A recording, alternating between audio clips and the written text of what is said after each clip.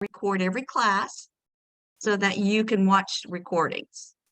Okay, if you feel like you missed something. So please turn your cameras on. Thank you. It's a requirement. It means that you're really here and you're giving attention to the class. Okay. Leslie, are you not able to, are you in a place where are you going to stay there now? I want you to be comfortable as if you're in a classroom, okay? Okay. There we go. Kaylee, I don't see you yet. She might have stepped out. I am Dr. Saller. I'll be your instructor for OB nursing, maternal newborn nursing this quarter. And I look forward to helping each and every one of you do well in this class, trying to get you everything you need to learn it and be organized and get things done on time, because that's huge in this class. So a little bit about me, and then we'll do some orientation, get to know you a little bit, answer your questions. We'll do that for about an hour, and then we will take a break for about a 15-minute period. I'll do that probably every week, a nice break. So you can get up, go to the bathroom, tend to something that you need to tend to, just to get some circulation going. And then we'll meet back together. Okay, and we're going to go over some content from the first three chapters, which cover the stuff we need to know for this week. Okay. So I've been a nurse since 1985. I was born and raised in Ohio. That was a long time ago, wasn't it? I was born and raised in Ohio and became a nurse, got my bachelor's from Ohio State University. I originally wanted to be a vet. Some of you might be able to relate to that. I don't know. I love animals. I love all kinds of animals. But I really wasn't ready. I was only 17 when I started college. I wasn't mature enough. And even though I loved animals, it was a very hard program. I never tried to apply to it, but I was at the point where I needed to just decide to do something. So nursing was my second choice, and it's been a great career. I have no regrets being a nurse because I've always found jobs. I've got a really vast experience over the years. I moved to Florida after being a nurse in Ohio for a couple of years, moved to Florida, lived there for about 5 years, got experience in critical care, began in labor and delivery and OB, and received some training in surgery. I became certified as a surgical nurse in OB and worked there. And then after that, I moved up to the Tennessee area and have lived there since 1995, working in surgery and outpatient facilities. And then in labor and delivery, went back to school in 2011 and got my master's in nursing. And that followed with my doctorate from Vanderbilt, became a nurse practitioner in OB/GYN and primary health care. Right now, I'm not practicing. I kind of need to, should be, but this teaching and education really requires a lot from me. So right now, that's all I'm doing. I'm just teaching OB. I am the lead instructor for Fortis and OB, so that adds to the responsibility. I love what I do.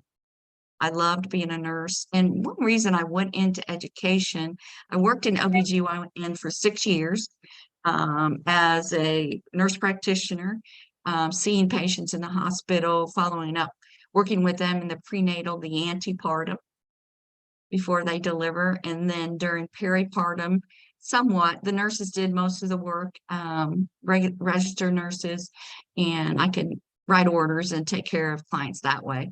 And then seeing them postpartum in the hospital and then following up with them in the office. So I was able to do the whole gamut. I also saw just GYN clients besides OB.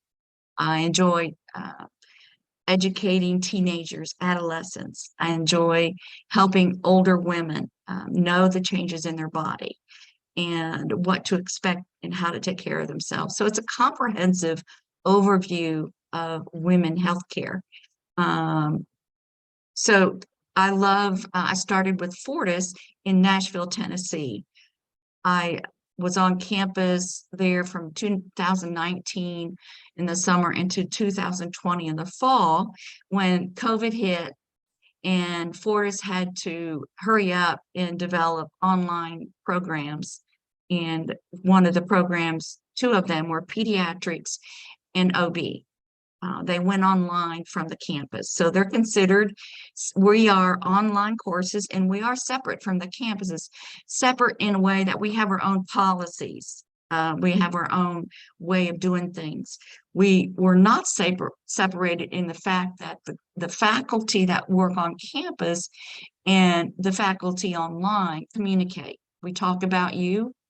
If you're struggling in this class, the faculty meet together to figure out what we can do for our students that need our help. So we do work together with the campuses, but our policies are all online. And we're going to talk about that today in our orientation. So you can contact me. I've provided my phone number, my email. You can email me through Canvas, or you can email me directly at Outlook. And text me, call me. I live in Michigan. Okay, so I moved to Michigan in 2021. So it's cooler up here, much nicer than Tennessee. I didn't like the Tennessee weather. You can call me. I'm in the Eastern time zone. So just kind of pay attention to that. I usually don't stay up much past 10 or 10:30. And if you call me past 10:30, not only if I'm awake, I'm probably not real alert. Okay, so you can text me. And really, texting me is the fastest way to get a hold of me. Because if I'm finished my classes and my attendance and my administrative duties, I might not be near my computer to catch an email. So if you have something that's pretty urgent, then send me a text or give me a call. Okay. If I don't answer you right away, resend it. All right. So that's a little bit about me. I love outdoors. I love animals, as you know. I love the water. And I'm surrounded by lakes here, so it's great. I welcome all of you, like I said earlier, to class. Please, if you can't turn your camera on, you need to let me know why. There's several of you that don't have their cameras on. Thomas, Shayna, I know might not be able to. Courtney, can you turn your camera on? Here we go. Yeah, you have to have your camera on for class. Thank you. Thank you very much. Thomas, because if you don't have your camera on and you don't respond to me, that means you're not here. Thomas, are you here? Yeah, I am here. Just a second. Yeah, you need to get your camera on and keep it on for me, please. I know everybody's getting used to it. Thank you very much. You go by Thomas or Tom? Thomas. Thomas? Okay. All right. It's nice to meet you. So we have two Pierres in here. I had it on my list. I don't see the second Pierre though. Fritz. Do you pronounce your name Russelli? Russelli? Russelli? Yes, Rosselli. Russelli. Okay, thank you. And let's see, I got the rest of them. So you go by Cole. Yes, that's what you said in your introductory. So if you have not done your introductory discussion in the chat, would you please put what campus you're from?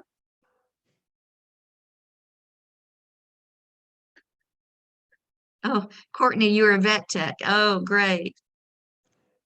I started out doing that back in 2013, and then I got pregnant with my daughter. She ended up in the NICU, and so I was like, yeah, animals aren't my thing anymore. So I ended up going to nursing instead. So I've been working on that for the last I mean, she's 8.5, but I've been in actual nursing school for the last 5.5 years. So Yeah, yeah. Yeah, coming and going, things get in the way, right? Obstacles, changes in your life, and that happens. So yes, is it Saina? How you pronounce your name, Saina? Diana, Saina? Saina. Okay, what's your heritage? What's your background? Do you know what I mean by that? yes, Saina? yes. So I don't have any nursing experiences. I've worked before with only health insurance, such as Blue Cross Okay, Gold, but other than that, I've never worked in a hospital before okay, that.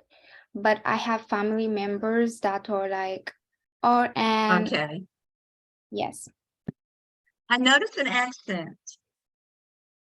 Oh, I'm from Haiti, so Haiti, okay. All right, that's what I wondered. You know, I think I have another student that's Haitian as well, or have at least have ancestry in Haiti in another class. Great. I living in Ohio and going to Ohio State back then, we had a lot of international students, and I just thoroughly enjoyed it. And when I was in Tennessee, I was involved with international people. We had influx of immigrants in Nashville. It was one of the cities. And I had a lot of friends from the Middle East. So I learned a little bit of Arabic, learned about their language. So language is one thing my husband and I really enjoy learning about different languages and different cultures. It's just one thing we do. And I've been to Japan twice. I just love the international environment. So welcome, Saina, very much. thank you. Okay. All right. Courtney's from Nashville. Okay. Brenicia, is it Brenicia? Brenicia? Yes, you said it right. Okay, thank you very much. So, okay, so any questions for me so far about anything? Have you been able to get your, other than, I think, Sam, I think it was, told me he had trouble getting his book, but that's okay now. Anybody else have trouble getting their textbook, ebook, online? Know how to do that? Okay. Yeah, your assignments, everything you do in this class are in Canvas. All the links to everything you need comes from Canvas. So we'll go over that a little bit today. Where am I located in Michigan? I am located in Jackson, Michigan, which is about an hour west of Ann Arbor. Where were you located, Rebecca? Lansing. Okay. All right. So 37 miles from me. Nice. Yeah, my dad was a GED teacher at the Jackson State Prison. Okay. So I grew up just south of Lansing, but no one knows where all of that is. So Yeah, no one knows where Jackson is either. I think I ended up here because the house I found was here. The Jackson house has I really like. good pricing on housing. So Yeah, nice. Okay, all right. Okay, so let's do some orientation about what we do with online nursing. Quite a bit different than on campus, simply because we can't see, I mean, we can see each other, but we're not face to face. Okay, so let me pull up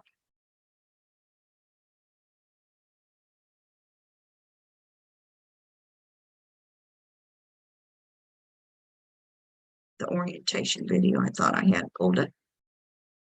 You will notice that I do too, every once in a while, have to fight with my computer, but I always win. eventually, maybe not right away, but okay, this is okay. So, very good. Welcome.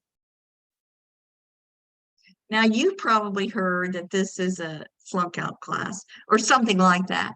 That is very hard. It is a specialty class. So this, along with pediatrics, are considered specialties areas because not everybody works in these areas. And it is a difficult class, but it's not impossible. You have to put forth the effort and you have to ask for help. You'd be surprised how much help we can provide for you. There are 7 of us. 1, 2, 3, 4, 5, 6, 7 instructors in this class. So you will have opportunities to learn from all of them. Okay. So what is online learning? It's basically using the internet technology, computer technology to learn and to meet together and to accomplish the task of passing course. Okay, we interact together on Zoom. It's a time of learning on Zoom, preparing before you come, and then discussing what we need to discuss.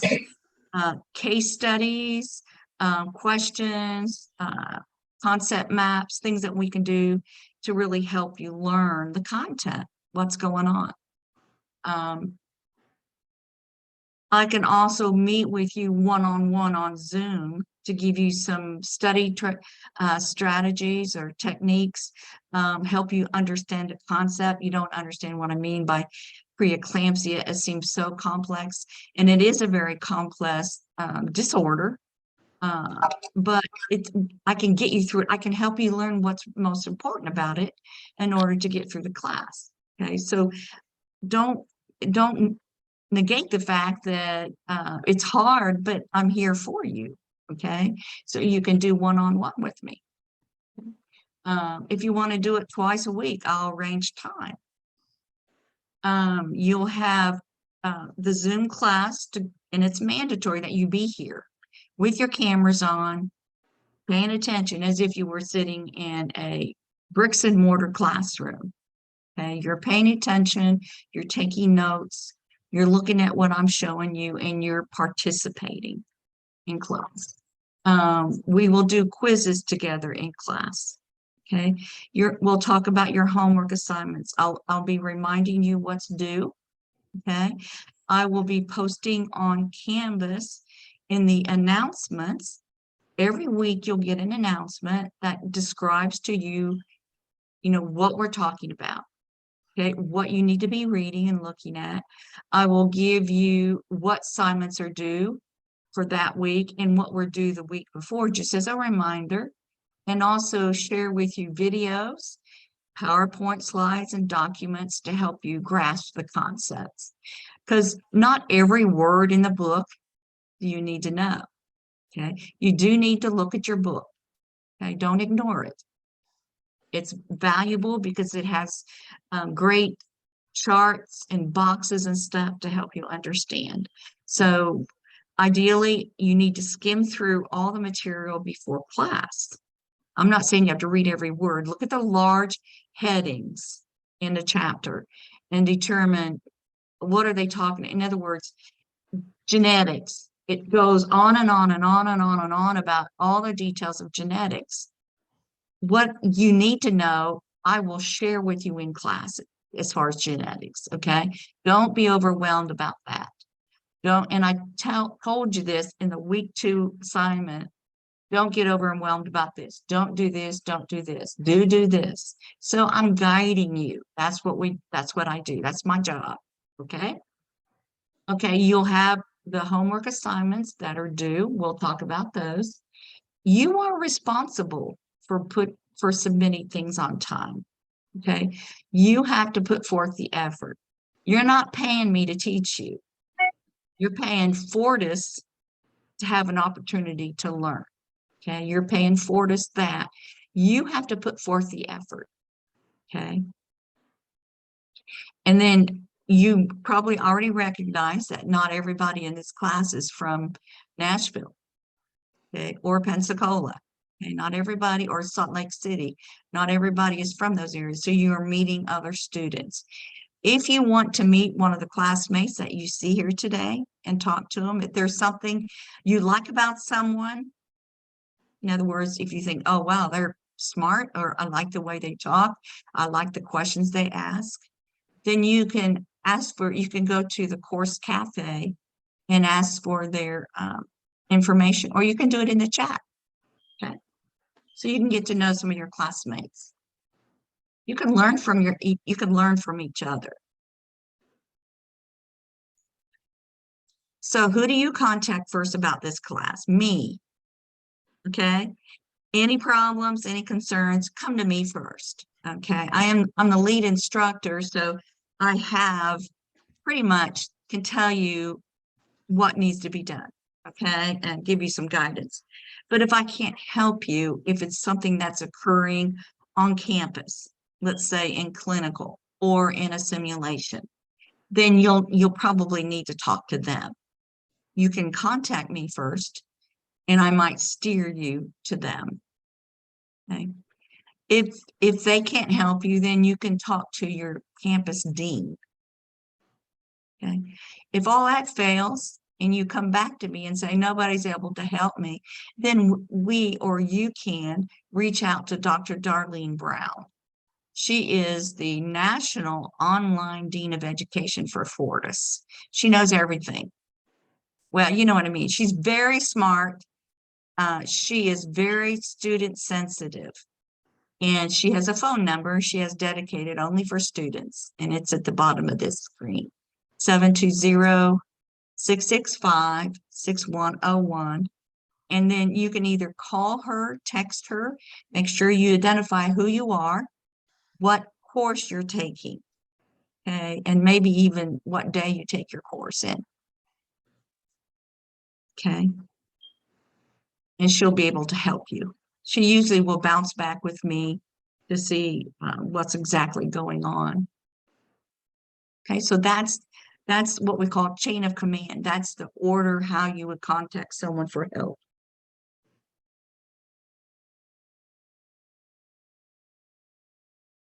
Okay. So this is kind of a repeat. My job, you contact me first. I can give you some guidance. I'm an expert in my area, supposedly. Experts and professionals. What makes them that way? They know that if they don't know, they're going to ask for help. They're going to look it up. That's what makes you a professional. You have a lot of knowledge, but you also recognize, because of research, we don't know everything. We can't possibly know everything. So we always look it up. Evidence is very important. The research that is out there, we need to stay caught up, and you need to stay caught up as a registered nurse with what's going on out there. I can give you guidance on that. Just like your state laws, your nursing practice, the Nurse Practice Act for your state. Every state has a different practice act. In other words, it describes your scope of practice, what you can and can't do. Okay, so you need to be aware of that information. So when we're on Zoom together, we're professionals. Okay, we use professional language. You don't have to dress up for me. You don't have to wear your Fortis uniform. I'm not wearing any uniform, but we do have to look decent, okay? And you have to show me that you are watching and paying attention. Don't be in a situation where you're distracted by a lot going on around you, because you can't focus, okay? So make sure you use good language among yourselves and with me, and learn to be professional, because you are considered a professional right now, but even more so when you're a nurse, when you're a registered nurse. Okay. If you have a complaint about me, you come to me first. Let me correct it. Give me an opportunity to correct. Okay.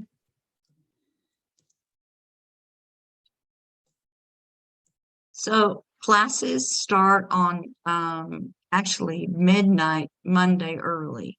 So Sunday at midnight is actually technically the start time of the class. Now I know most of you are not in Pacific time. We do have some Salt Lake City students here that would be in Mountain Time. Okay, so you are 2 hours behind me. And then Pensacola students are an hour behind me. So we've got 3 time zones we're working at. But when you go onto your Canvas, it's based on your local time. Okay, so your homework assignments are all due Sundays at midnight or 11:59. Your time. Okay, your time.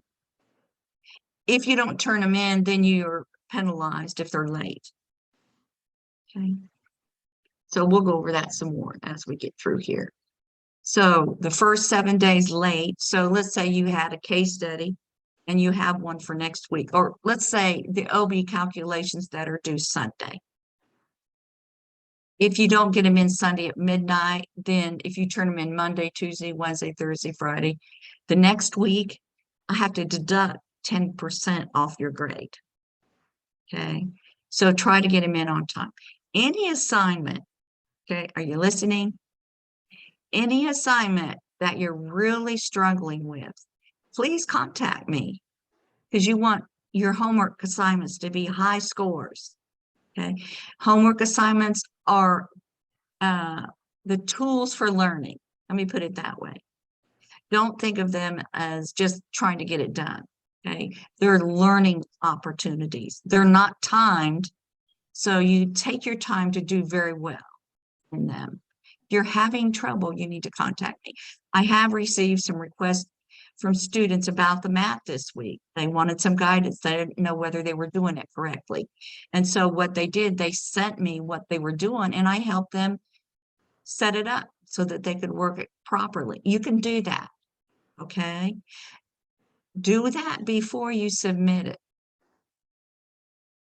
Send it to me before you put it on Canvas as your assignment so you can correct it and then get a higher score. Once you submit it, I can't change your score.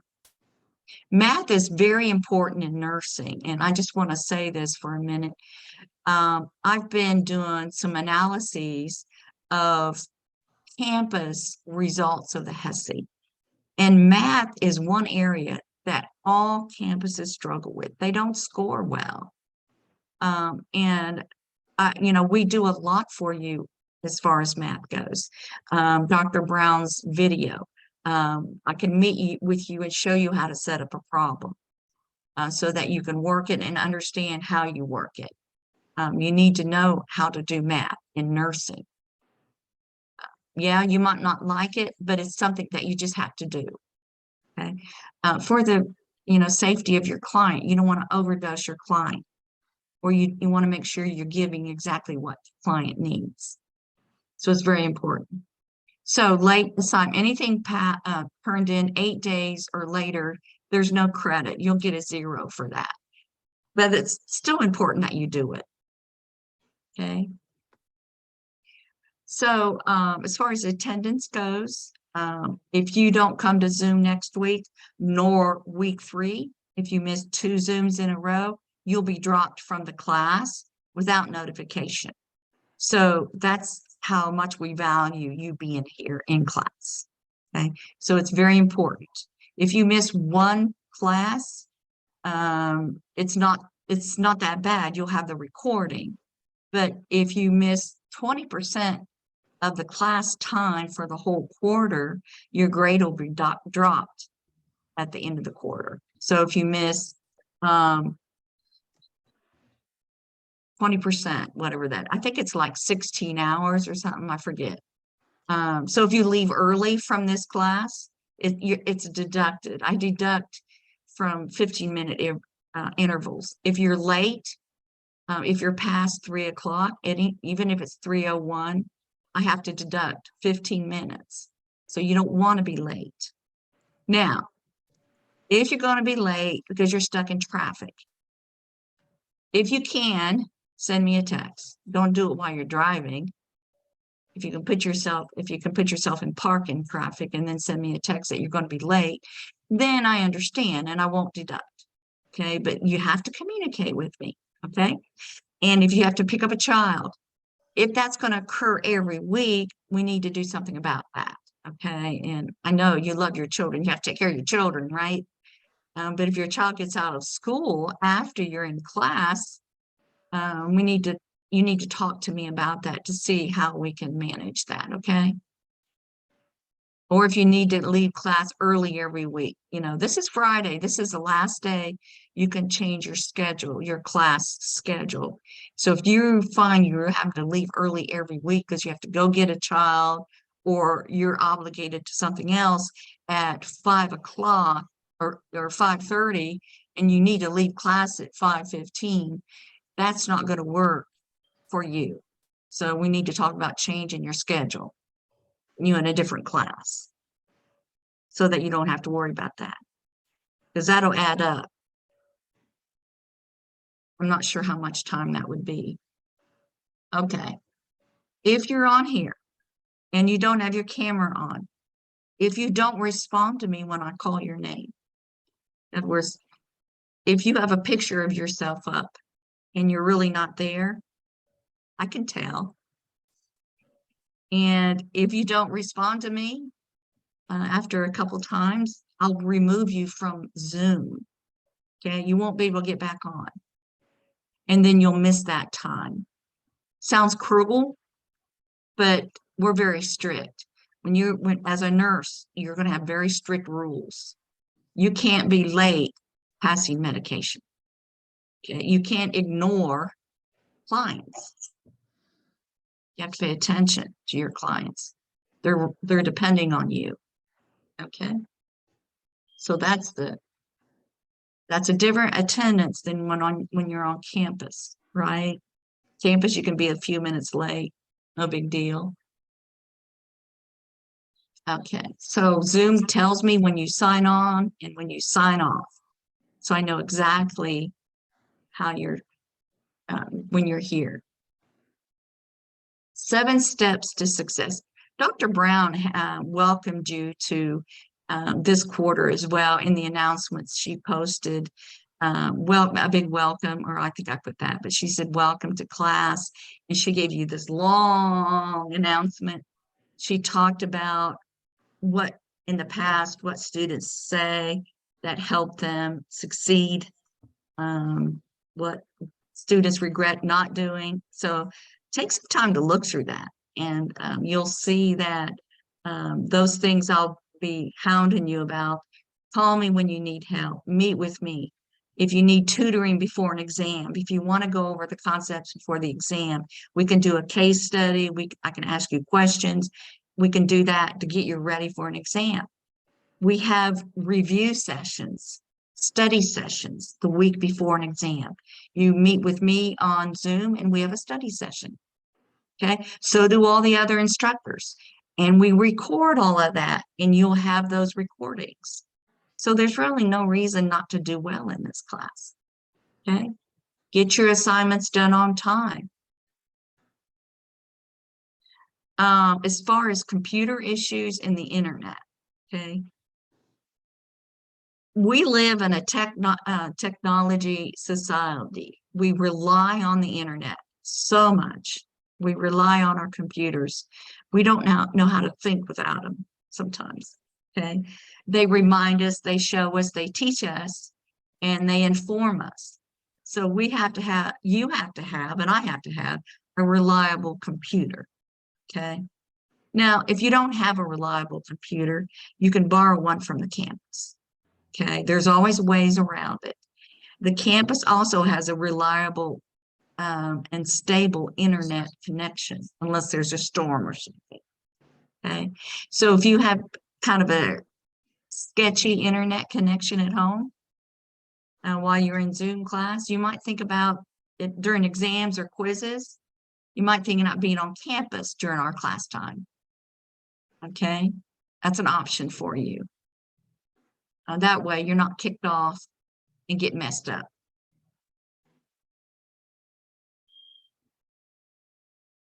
As far as knowing what's going on in our class, make sure you get on Canvas every day. Check the announcements. You should see an announcement now for next week content. I gave you some documents, I gave you some videos, gave you some guidelines for the very first discussion post that you have to do for next week. So I'm trying to make it as easy as possible for you so you don't get lost. So you're going to find just about everything in the announcements, PowerPoints, documents, okay? Reminders of, hey, get this assignment done. Your syllabus is the same, let me put it this way. The Canvas modules mimic the syllabus, okay? So if the syllabus tells you this, this, and this, that's what Canvas has, okay? So you can follow the syllabus to see what your assignments are, or you can follow Canvas. And if I were you, I'd follow Canvas.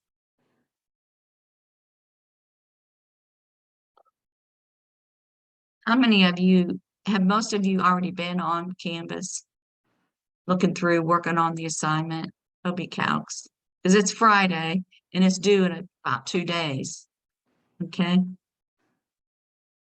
So don't, as you set up your calendar, don't wait till the very last minute, okay, to do stuff. And I want you to print out the syllabus. I want you to print out this orientation PowerPoint I'm showing you, okay, and then make a schedule. All right, so come to class prepared. That means skimming through your textbook. So next week you have chapters 6 through 10. You can skim through chapter 6. Okay. Chapter 10, same thing. The other ones, it's more detail about anatomy of what's going on in a mother's body, all the changes in the brain, changes in the heart, respirations, blood pressure, blood flow, blood volume increase.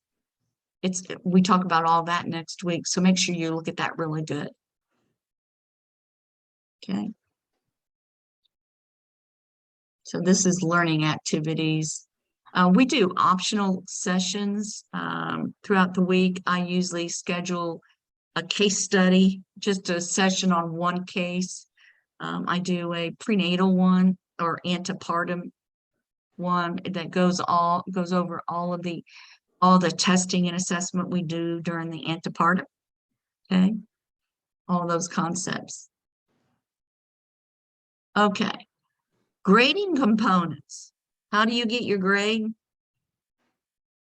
You have 5 quizzes and 3 exams, plus the final exam, also called the specialty HESI exam.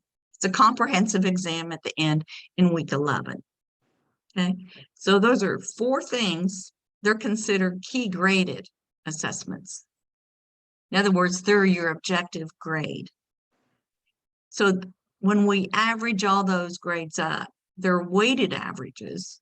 So when we average all those up, you have to have a 78 to pass the class. If between your exam, your quizzes, your final, I guess that's 3 of them, sorry, and your exams, quizzes, and your final exam, if it doesn't tally out to 78%, you don't pass the class, no matter how good your homework is. Okay, you have to have a 78. And then your homework is another 20%. Okay, your homework is the last 20%. So your homework assignments need to be really good. Now, I've had students, believe it or not, for some reason, they felt like they didn't have to do any homework. They got an 86% on the HESI.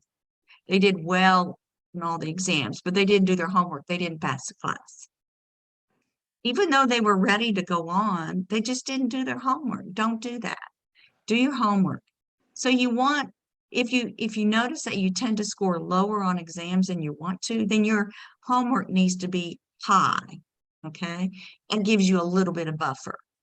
Okay, if you're sitting at 80% after you take the HESI and after you've done all the exams, of course, you're at 80% and you've done well on your homework, you're safe.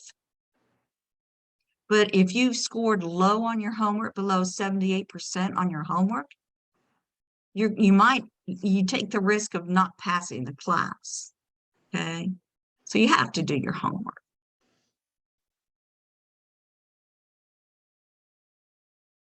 So right now, when you look on Canvas and you look at your grade, that's what your grade is right now. And that grade and you haven't really done anything yet. You haven't done a quiz, you haven't done an exam or anything yet.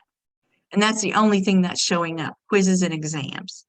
Okay, the homework is not calculated into your grade right now. And it won't be until week 6. Now, if you want me to tell you what your grade is with the homework, we can do that, but I don't change it on Canvas, okay? And then at week 8, we'll turn those homework scores off again to see where your KGA is. Okay? So when you're going 1 through 5, let's say you've done, you got a 86% on the first exam, you're excited. And you've not done super well on the quizzes.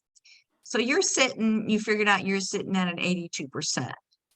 And then I'm going to turn the homework on. And if you've done well on the homework, your grade might go up because you've done well. But if you've not done your homework, you've missed some, it's going to drop. Does everybody understand that? Yeah. Okay.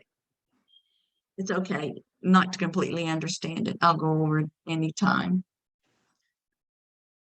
So the quizzes that you have, the 5 quizzes, the KGA quizzes, in other words, we do those in class. Okay, we'll do the very first thing when we start class. So next week, you have your first quiz with me. Okay, so next week's quiz is going to it's going to have 10 questions. Okay, one of those questions is a math question. Not very hard. Okay, it's a math question. 2 questions are going to be from chapters 6 through 10. Okay. And then 7 questions are going to be from chapters 1 to 3. Okay, and that's the pattern that it will be all the time. 7 questions from the previous week, 2 questions from the current week, and then a math. And I know many of you are going to say, that's a lot of information. How do I know what to study? Well, if you show up in Zoom, you'll know the things that I really focus on and really, what I want to say, exaggerate on. Okay. All right. You can always, you can send me a text and get an idea, and maybe I can give you a better idea, but really we don't give out study guides or anything like that for quizzes. And last quarter, we started doing this. And what I noticed is that students didn't do very well on the first couple quizzes, and they were really discouraged. What it did, it made them realize how important it was to prepare for class. And quiz scores started to climb, okay, when you realize how important it is. So they did start to go up. So your quizzes are 10 questions, and you have 15 minutes, okay? You'll come to class, everybody will do a quick attendance, make sure everybody's here. So don't be late, okay? You'll take your quiz, and then since you come to class on Friday, after we're finished, we can go over the quiz, see kind of what people missed, and make sure you're learning those concepts, okay? Make sure you know what you missed. I can't tell you the exact question, but I can give you an idea by going over the concept. So feedback on any quiz, if you want to meet with me one-on-one to discuss it, that's fine. We can do that. So we call that proctoring, having someone watch you while you're doing an exam. Okay, so we proctor you during quizzes and exams. Okay, so when you take your first exam, which is week 4, we will be together on Zoom, and you'll take your exam at the first part of the class. Okay, and there'll be another instructor with me. We back each other up a little bit. Because if there's a large class, there might be 3 of you having difficulty with your technology. And so we have to do breakout rooms. Okay. So what in week 3, we will be doing study sessions that are scheduled out, and I'll get those out early this next week. So you'll know when you can come to a study session. So week 3, during class, then I'll be more specific, telling you about how we do exams, okay, what's expected of you, and I'll give you that information. We don't repeat quizzes or exams. You can't retake anything in the online course. Can't retake anything, okay? If you have trouble during the exam, and I will tell you on exam day, put your hand up. Let's deal with it. Don't wait. Like if you've been super sick and you're not feeling good and yet you decided to take the exam anyway, and then you don't do well, you can't blame me that you didn't feel well. You need to let me know you're sick. So maybe we can arrange another day for you to take your exam. Okay. That's why communicating with me is extremely important. I need to know what's going on. I don't want to know specifics. I don't need to know any family details. I just need to know an idea of what's going on so I can, help remove that obstacle. Okay. Okay. You can also take your exam on campus and let somebody on campus proctor you if you don't want to be on Zoom. Okay. But I need a 72-hour notice. You need to let me know if you want to do that. You are the one to find someone to proctor you on campus. Okay. And then that way I can send that person the access code to the exam. So if that's something you want to do, just like Zoom class, you're going to have your self on a camera while you take the exam unless you're on campus. Okay. And we're very strict about this. You have to show a photo ID. You have to prove who you are. Okay. So you can do a driver's license or your Fortis, anything that has your name and your picture on it. Okay. And you can use that for an ID. If you miss an exam and you don't communicate with me that you're going to miss it, you get a 0. Really hard to pass a class if you miss an exam. Okay. Don't just not show up for an exam. If something's going on, let me know. Okay, let's see.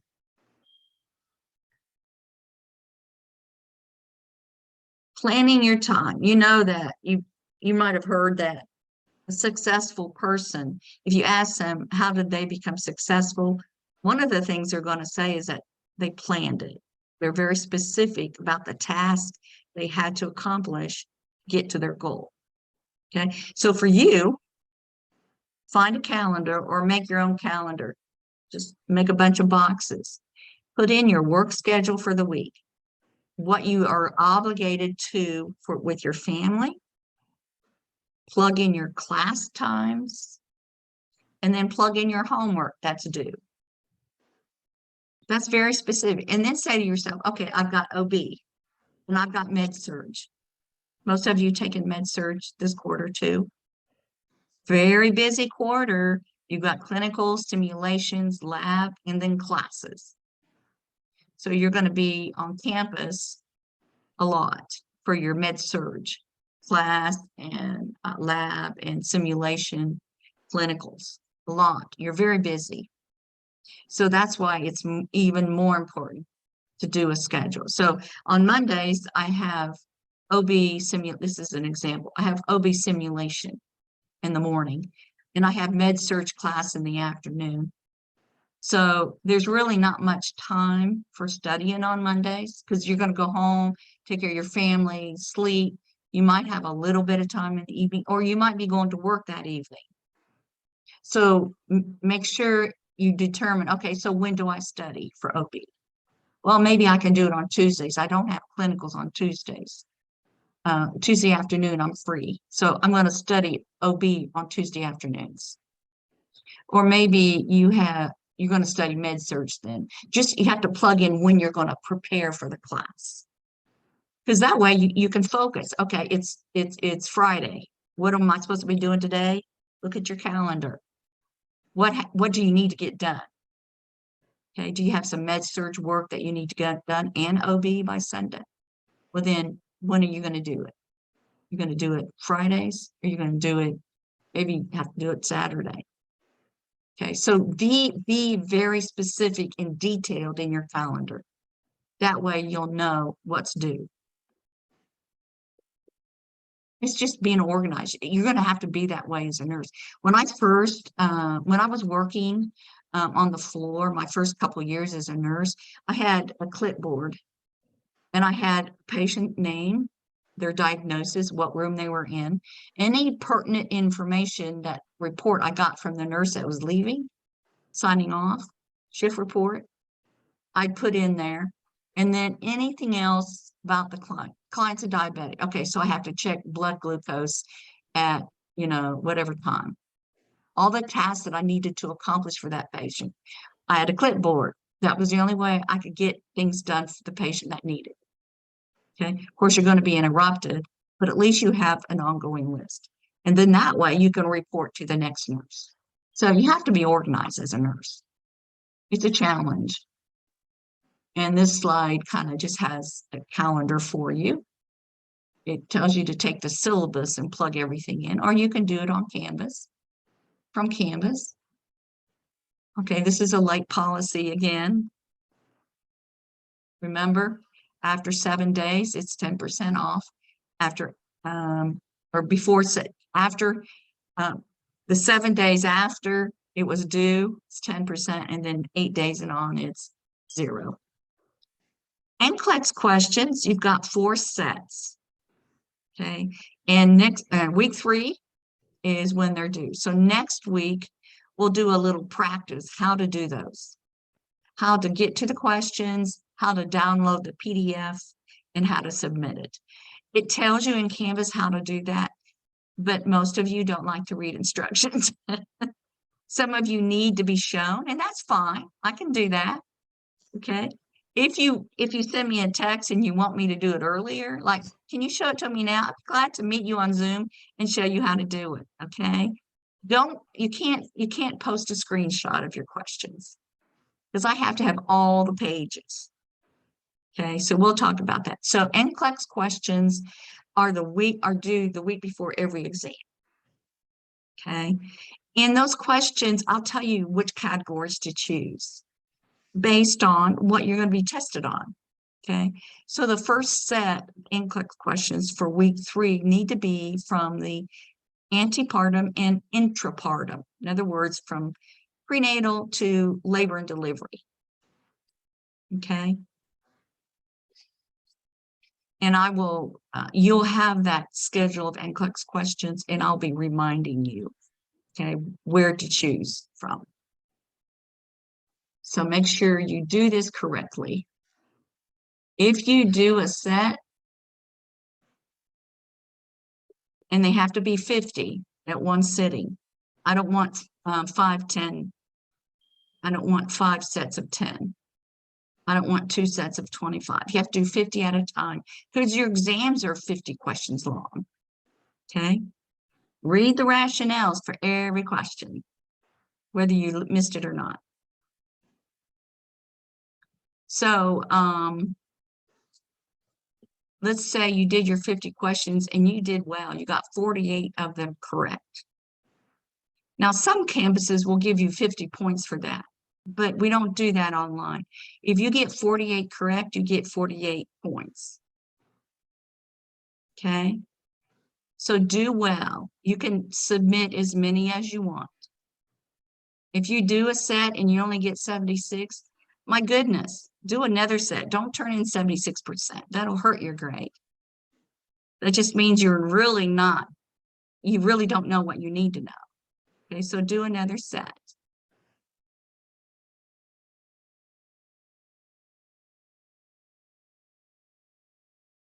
HESI case studies. There's a link in your modules for your case studies. Okay. You have one for next week. It's on ectopic pregnancies.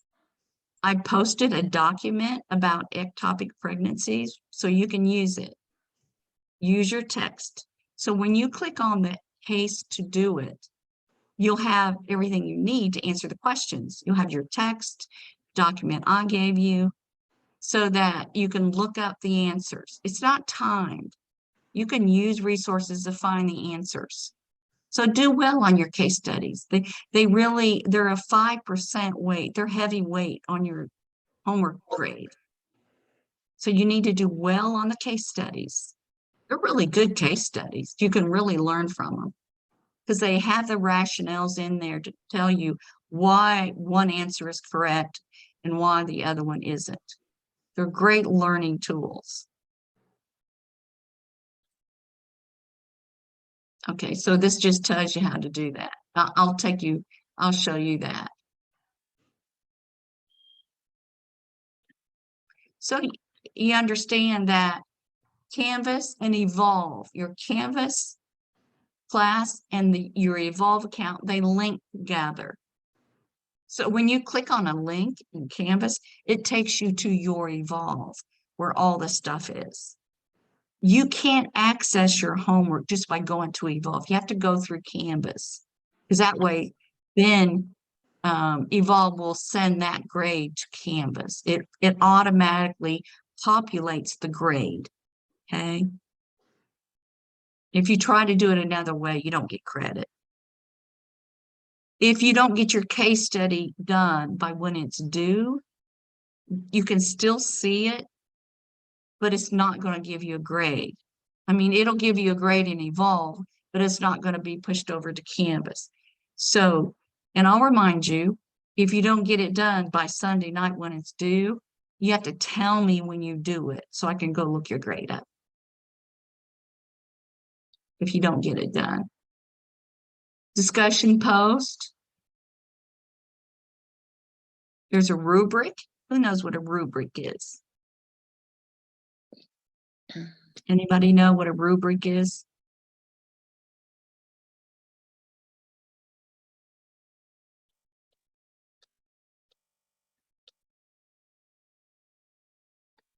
Yeah, for the case studies, you're correct.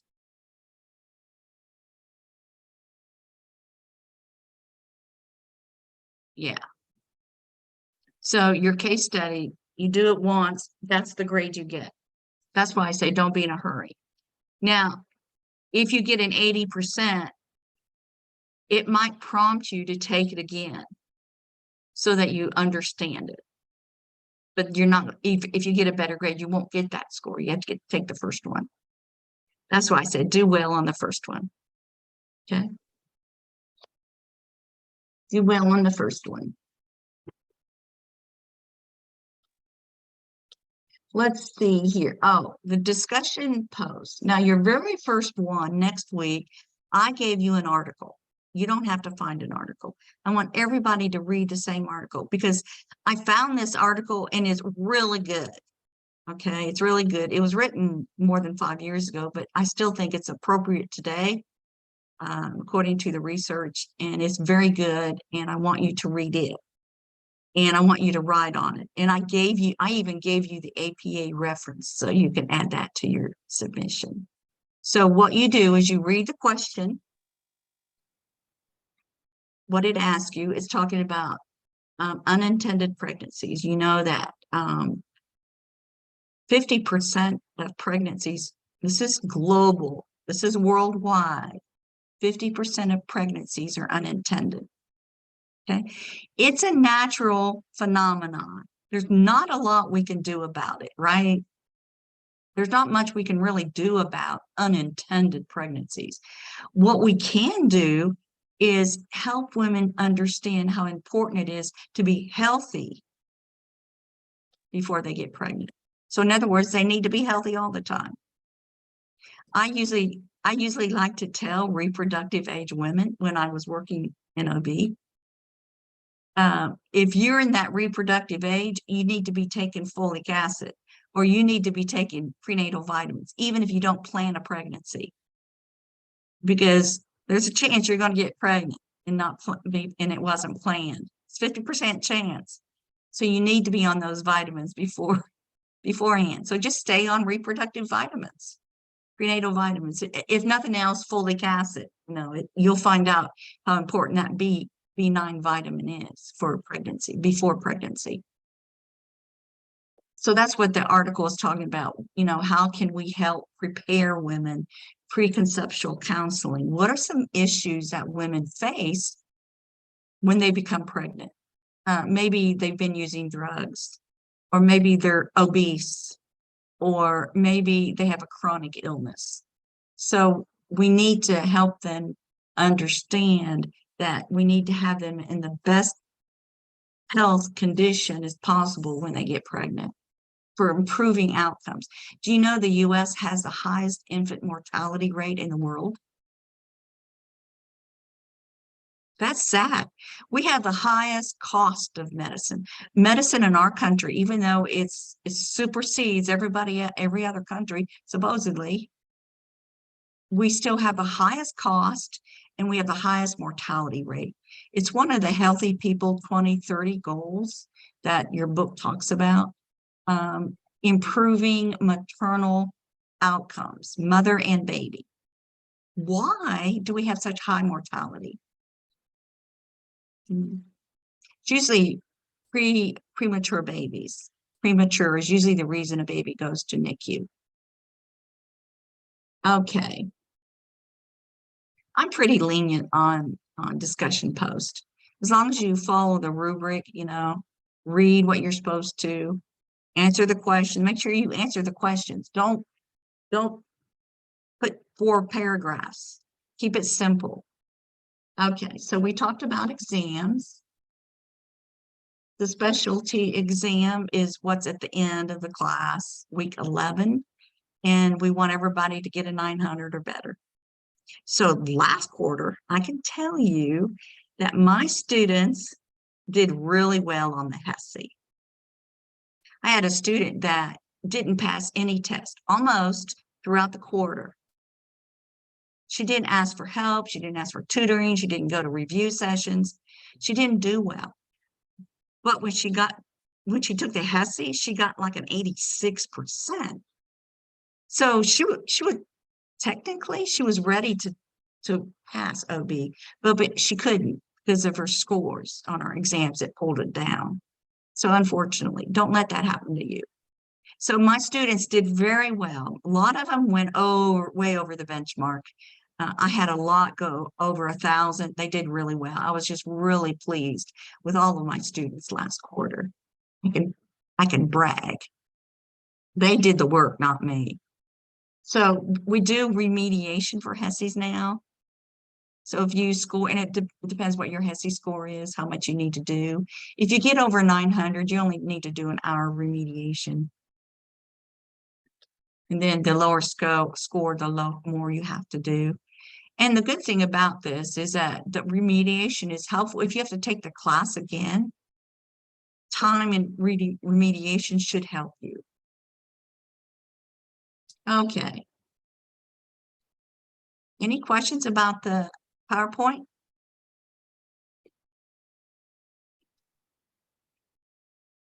Got more chat. Y'all are talking a lot. I love it. If you don't want me to see it, you have to just pick out the person you do want to see.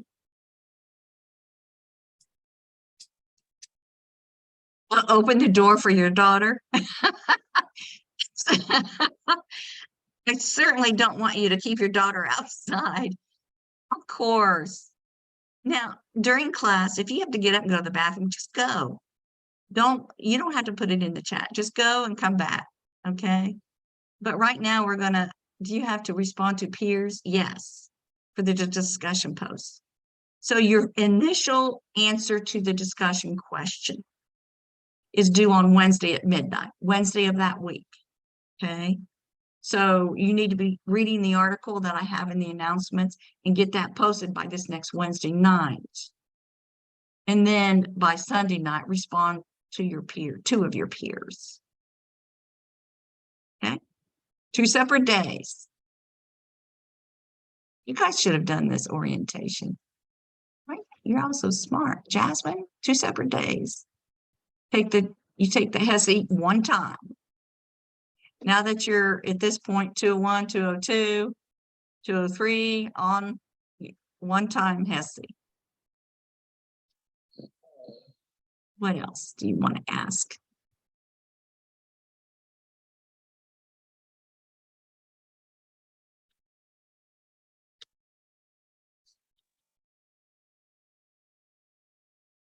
Can you do the case study multiple times and keep the better score? No, unfortunately, no.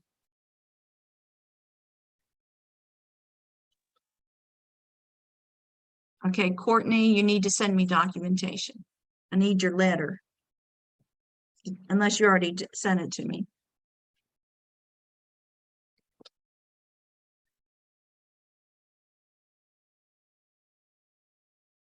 Okay.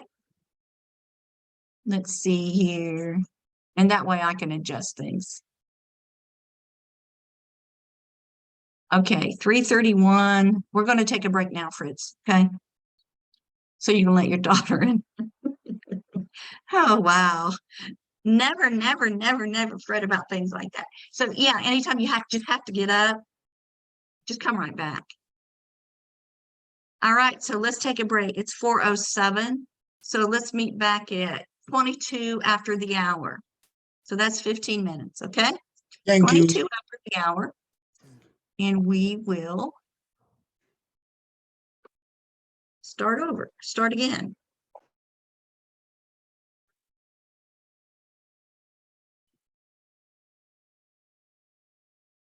So Sam, what about 4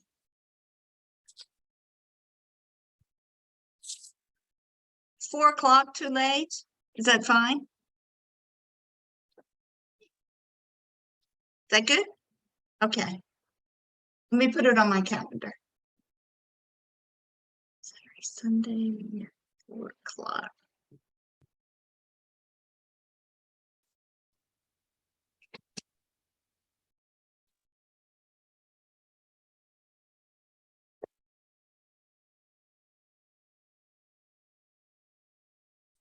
All right.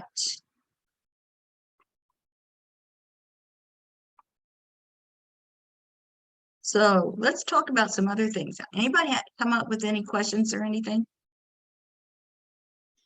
Nope. Okay.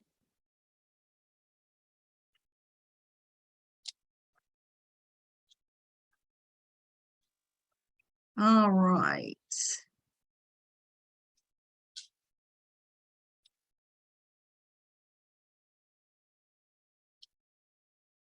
So let's talk about how you learn.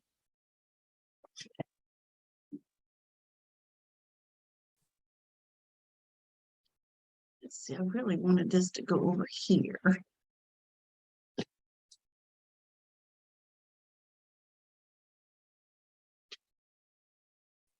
Hang on just a second.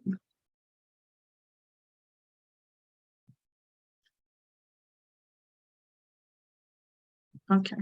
So anybody ever thought about how best they learn? Because chances are, even after spending an hour with you already, a little over an hour with you already, you can't remember much about what I said already. Because we tend not to. Most people don't learn that way. Usually learning requires repeat intake. When you read something, you tend to remember a little bit more than when you hear it. If you read it and then write something down about it, you remember even more. And it's because there's actually nerve functioning occurring that, and it actually develops a new process in your brain. Okay, so there's a lot of truth to it. Neurocognition sciences are studying these things, and retaining new information requires that you write it down as you're learning it. And most people do learn that way. Okay, so there's 3 styles of learning, or 3 avenues. There's the visionary or the visual learners, auditory learners, and then kinesthetic learning. So we're going to talk about that. And I want you to think about yourself, okay? Because you want to really, once you realize this, then you know how you need to study, okay?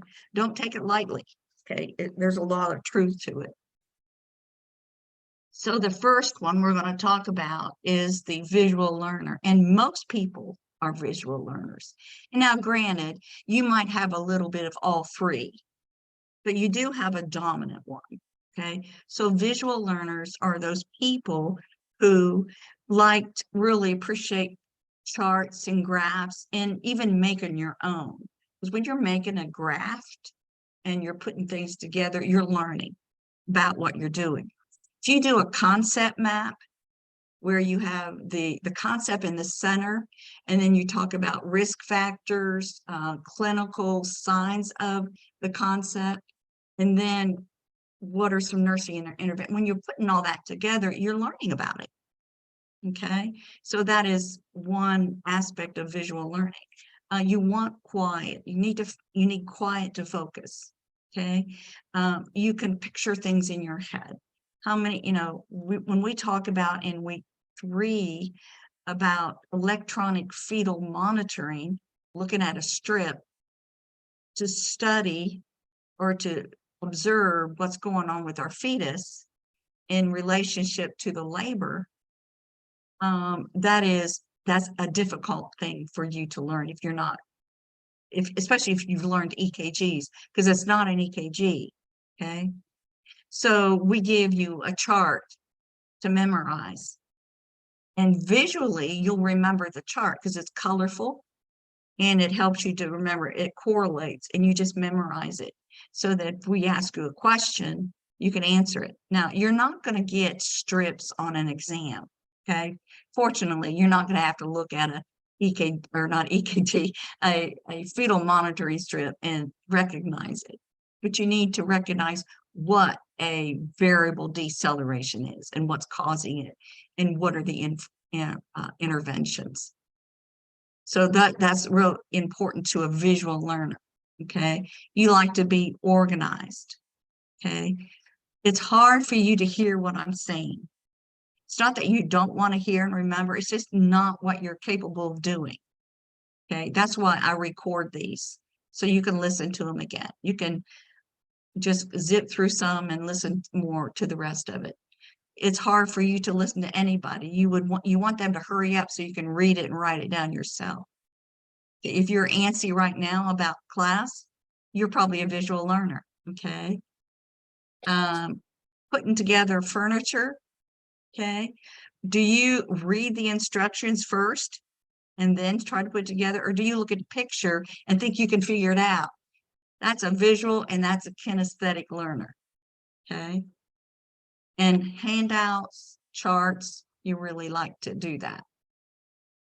No, when I used to read ahead, and I had to do this for my physiology class I was taking, I had to read the content before going to class, or I would have never made it.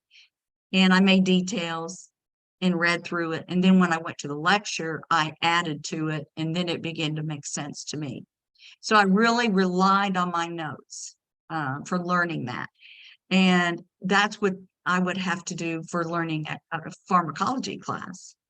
So you had to figure out some kind of mechanism to help you learn. Auditory learners, they remember what they hear, okay? They like to talk a lot.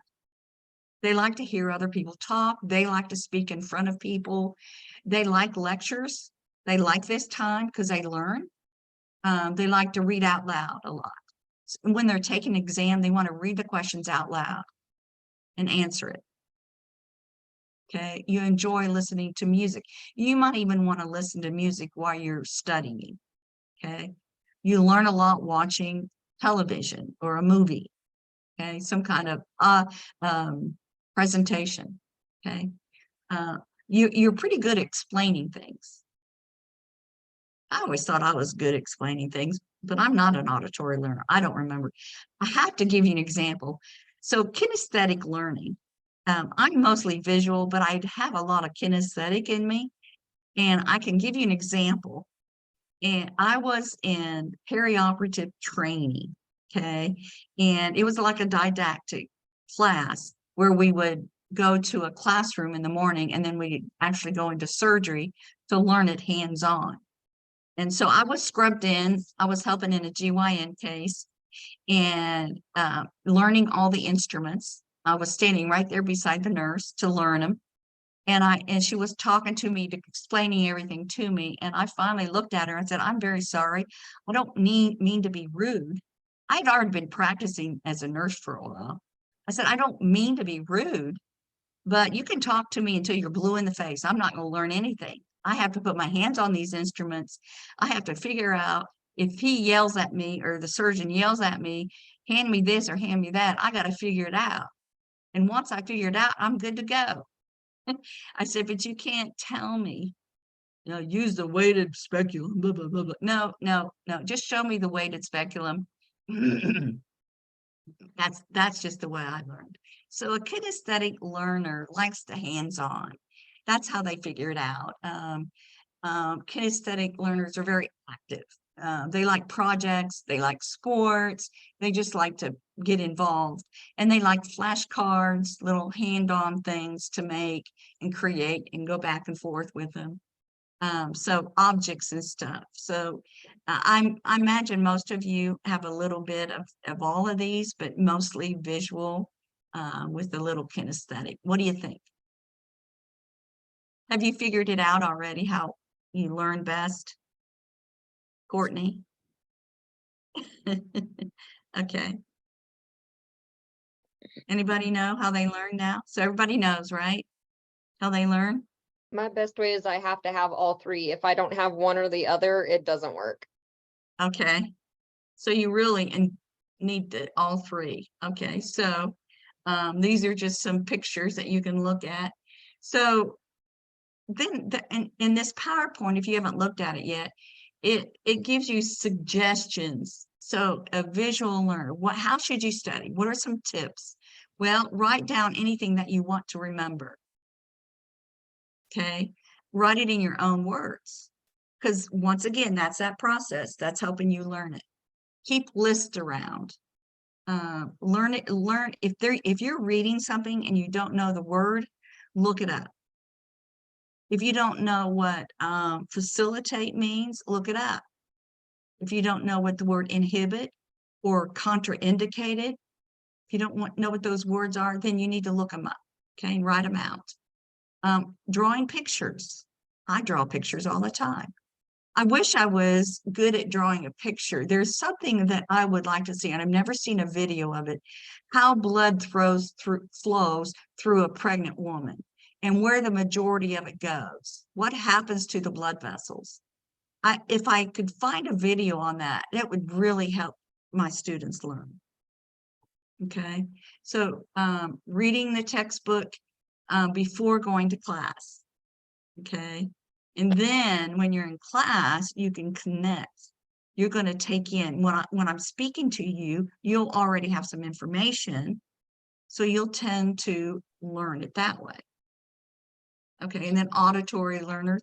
And this is true for everybody. You can turn on a video, or not a video, an audio, and listen to it while you're washing dishes or doing laundry or driving in your car. Listening sometimes will help cement information. If you listen to it just one more time, it might click.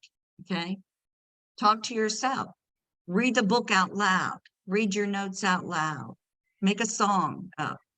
Okay, and then kinesthetic, make your flashcards, memorize, do drills type thing. Okay, trace letters and words, make models of something, draw a picture of something to help you learn it. Okay, so you have this PowerPoint, you can look through these study tips and see if they don't help you take in information and retain it. Okay.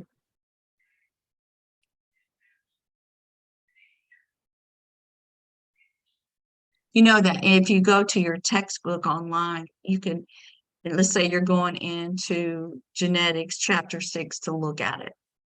And you get to the part where they begin to talk about how we inherit genes. They come from your mother and father.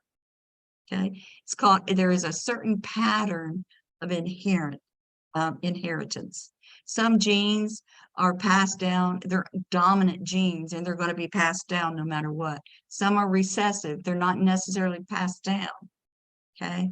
So sometimes, let me put this away.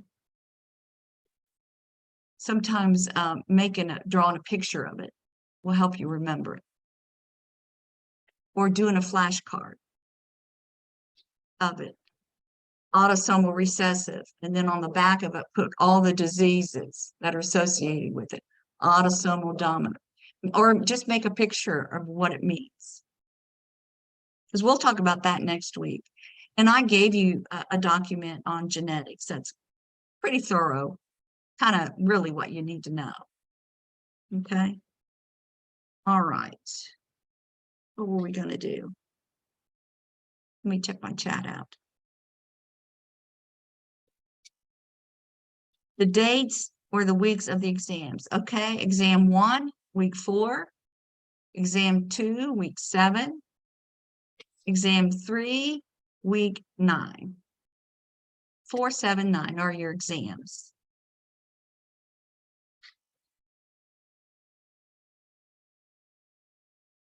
Okay. Whoever asked. You can interrupt me anytime to ask a question. Don't feel like we have to chat it. Okay. Let's see what else I have up my sleeve.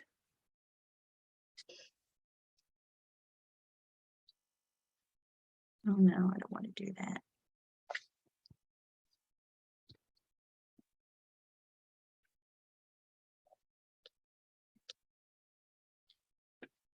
So in your book, I don't remember what chapter things are in.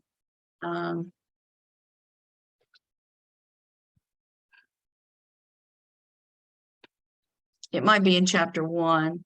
I don't even remember what chapters anymore. But it talks, there's some terms in there that you know, they're legal type terms and stuff that you do need to know. As nurses, you're responsible. You know, you're in charge of a human's life. And every state reminds us that we have certain standards of practice.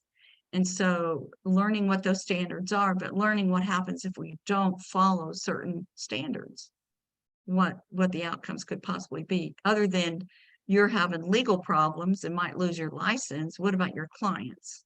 You know, what risk are they experiencing? So evidence-based clinical decision making. It's a mouthful. Basically, what does that mean?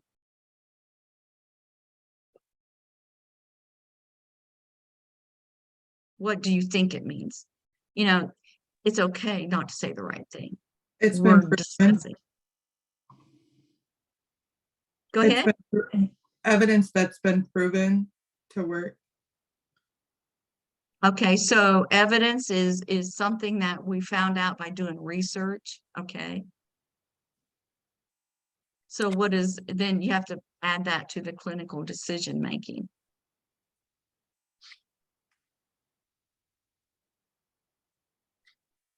So it's making decisions that have had that evidence proven, that have had proven theories to work. Okay, yeah, it's kind of a mouthful. So we make decisions based on what research has shown us. Okay.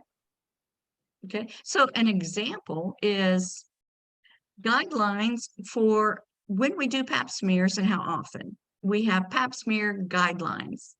They're put out by the OB professional communities, organizations, and the Cancer Society has put out some, and then the U.S. Task Force has put out guidelines. And they recommend that women have a pap smear at the age of 21. Okay, if a woman has never been sexually active, we can postpone it until she's sexually active. Okay, I've taken care of clients who were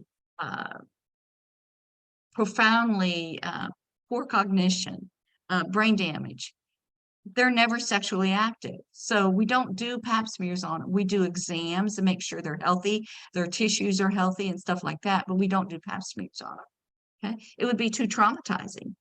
Okay, so pap smears, pap testing, Papa Nicolau testing is to look at the cells on the cervix, examine them, and to see if there's anything abnormally going on. In other words, are they growing quickly or are they abnormal? The human papillomavirus is what causes abnormal growth and cancer on a cervix. Okay, so if we look at the cells every once in a while, according to the guidelines, we can stay ahead of it. Okay, and that's called a pap smear.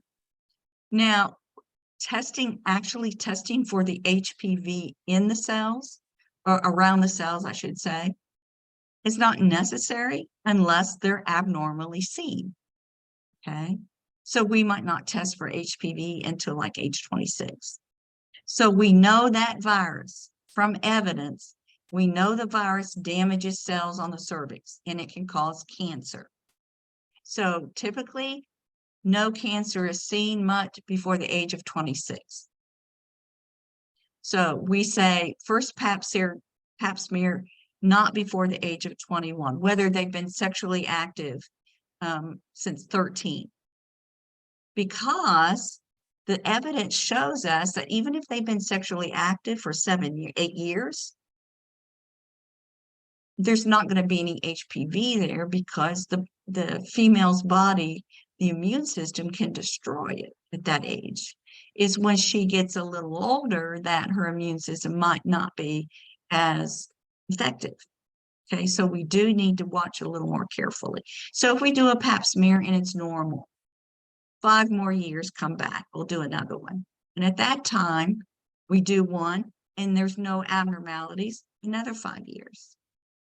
So if it's abnormal, depends on what it is that's abnormal, you might need to come back in 6 months. So this is evidence. We have learned through research that doing a pap smear before the age of 21 is unnecessary.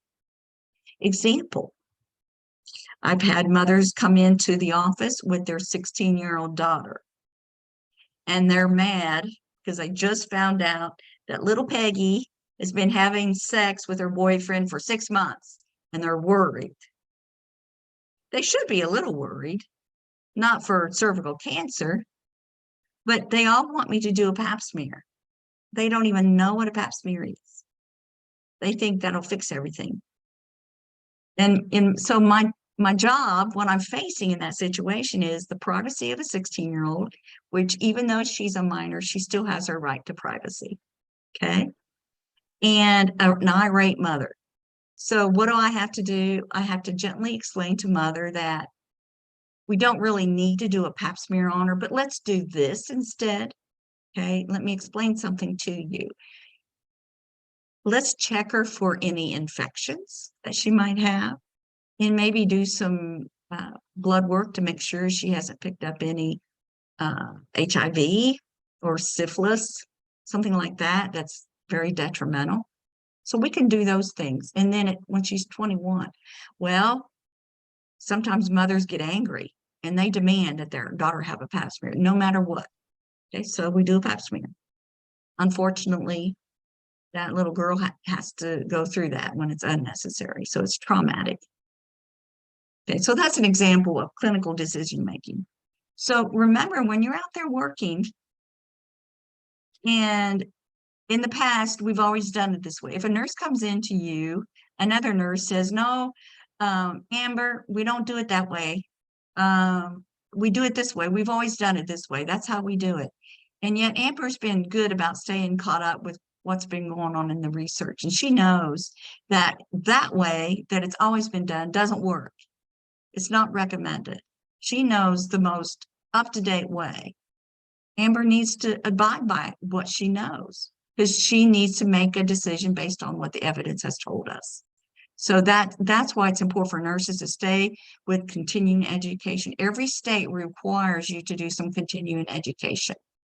Like right now, Florida has HIV information you have to stay caught up with. Florida law, domestic violence. You have to take all these continuation courses every 2 years.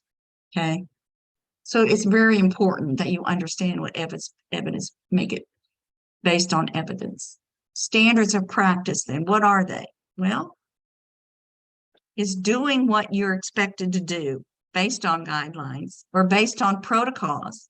If you're working in a facility and you want to, you're working in intensive care. Let's say you're working in intensive care and your client has a central line and your facility requires a nurse be trained in changing a central line using sterile technique. And you have a specific protocol how to do it. Okay. If you've never been trained and you do it, you're not following the standard of care. So if your client gets sick from an infection, you're liable. Okay. So that's a standard of care. So it's based on not only guidelines, but what your facility, where you're working, what their policies and procedures are. Negligence, taking it one step further. You do something to your client or you don't do something that you should do. And harm comes to your patient. It has to be your client, assigned client. So you have 6 clients for the day.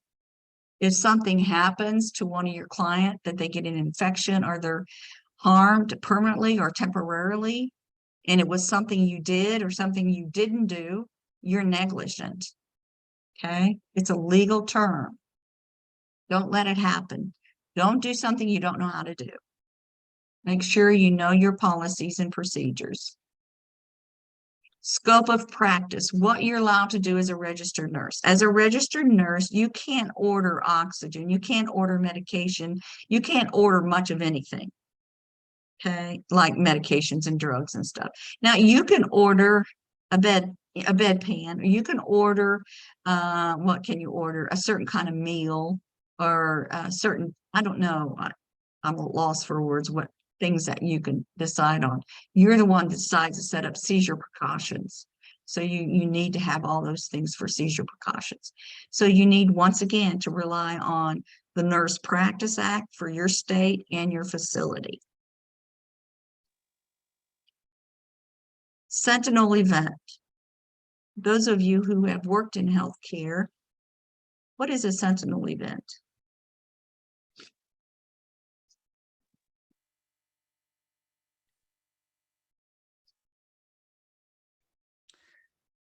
Isn't it something that the nurse did to the patient to worsen the patient condition? Okay, once again, it's the same thing as negligent. A negligent nurse could cause a sentinel event, but a sentinel event is unexpected, and it might not be anything we did or didn't do. It just happened. It may be given a medication and there was an anaphylactic reaction, and there was no knowledge of an allergy to that medication, and some harm really came to that client. That's a sentinel event. Something that occurs that requires us to really analyze what happened. Let's look at it. What happened? What could have caused that? So, has anybody ever experienced that? No? Okay. Example, a fall in a hospital. You did what you were supposed to do, 3 side rails up. And other than age, 75 years old, as a risk for falling, your client had no other fall risk, okay, other than age.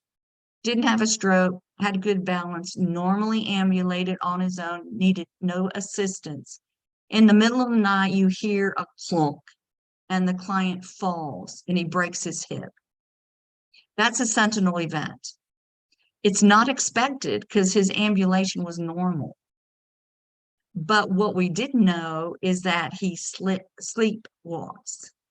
He didn't tell us that in his history, but he walks during his sleep. And so he got up in the middle of the night and tripped over something and fell. That's an example where nobody was really at fault and it wasn't expected, but it happened. Okay. All right. What is an informed consent? What do you think it is? A consent where you have to inform them of the procedure and the risk and of what the possibilities if something were to go wrong, or if they approve of that procedure. Exactly, Jazz. That's exactly right. The client needs to know information to help them decide, do they want to do this, have this done or not? If they hear about a lot of risk, let's say a blood transfusion. If they hear that it could be a risk of a reaction and very serious, they might not want a blood transfusion. They need to be able to decide for themselves. Or a C-section. If a client's labor is going slow, it's been protracted, she's having trouble, but she doesn't want a C-section. She wants to keep trying. She needs to know what's associated with prolonged labor, infections, hypoxia, things like that, electrolyte imbalance, infections, I said that, emergent C-section if the baby gets in trouble, okay? So those are informed consent. So what, other than blood and C-sections and other surgeries, what else do we need an informed consent on? Do you know? Any kind Did of you learn that? procedure. And usually invasive procedures, yeah. No, I said Invasive. any kind of procedure. For example, give me an example. I worked in a peds office for 4 years, and one of the main ones that we usually had to do was like, we had a doctor that helped in the urgent care end up in the peds office, and he would do like toenail removals for like ingrown toenails, and he had to get the consent form for that. But typically the doctor's the one that explains that. We just grab the paper and give it to the patient. So what do you think your responsibility is as a nurse when it comes to informed consents? Witnessing the patient signing it and or the guardian signing it. Okay, Making sure that they know too what they're getting into, like what it consists of. You want them to have all the information. okay, Making sure that the actual doctor has given them the information that they need. okay. Good, good. Isn't it? Yeah, go ahead. Isn't it that like a nurse can't explain the procedure or the risks? Like that has to be a doctor because it's outside of our scope of practice. Yeah, Okay. you're right. Yeah, we're not responsible for that, and we need to be really careful about it. And if the client begins to ask you specific details, you can answer some, but you certainly need to give the client an option to talk to the person who's doing the procedure again before they do it. So you need to make sure they're satisfied with what they're facing. If not, then they need to speak to whoever is going to do it again. Okay, good. Human trafficking, your book does talk about this. Very sad, very prevalent in our world, and it happens, and we don't often recognize it. As nurses, we need to recognize the signs of human trafficking. Your book talks about it, and so look on page 47 in box 3.9 to know what that is. Take a look at that about human trafficking. It's basically labor, coercing someone to do something they don't want to do. Stealing their identification, taking away their passports, any identification papers from them. And there's a website, the Department of Justice. You can look at that, what it is, if you're interested. But I would just focus on the box for the information.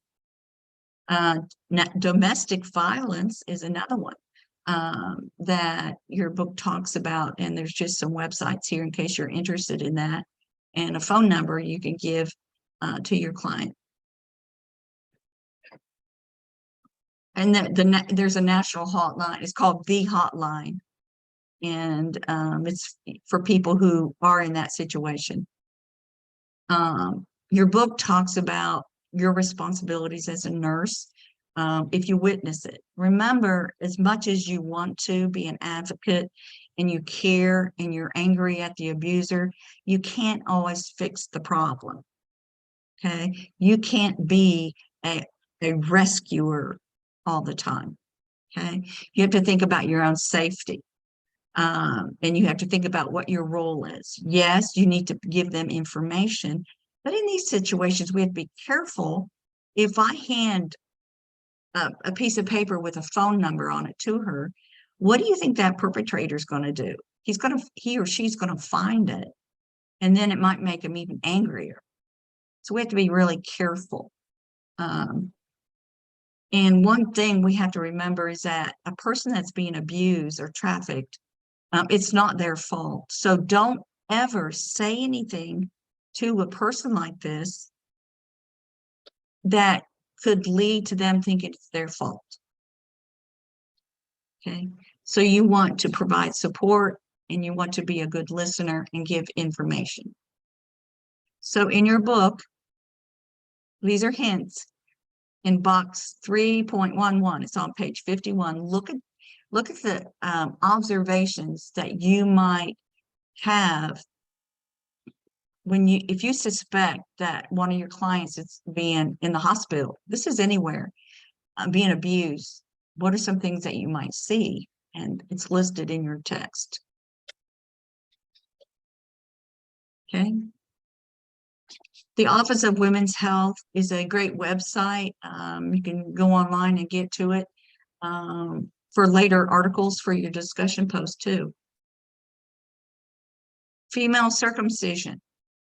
This is a tradition or a cultural value practice in some cultures around the world, and we refer to it as female circumcision.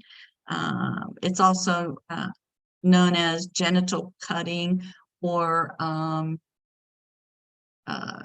female genital cutting, mutilation, but as nurses, being professionals, we always refer to it as female circumcision.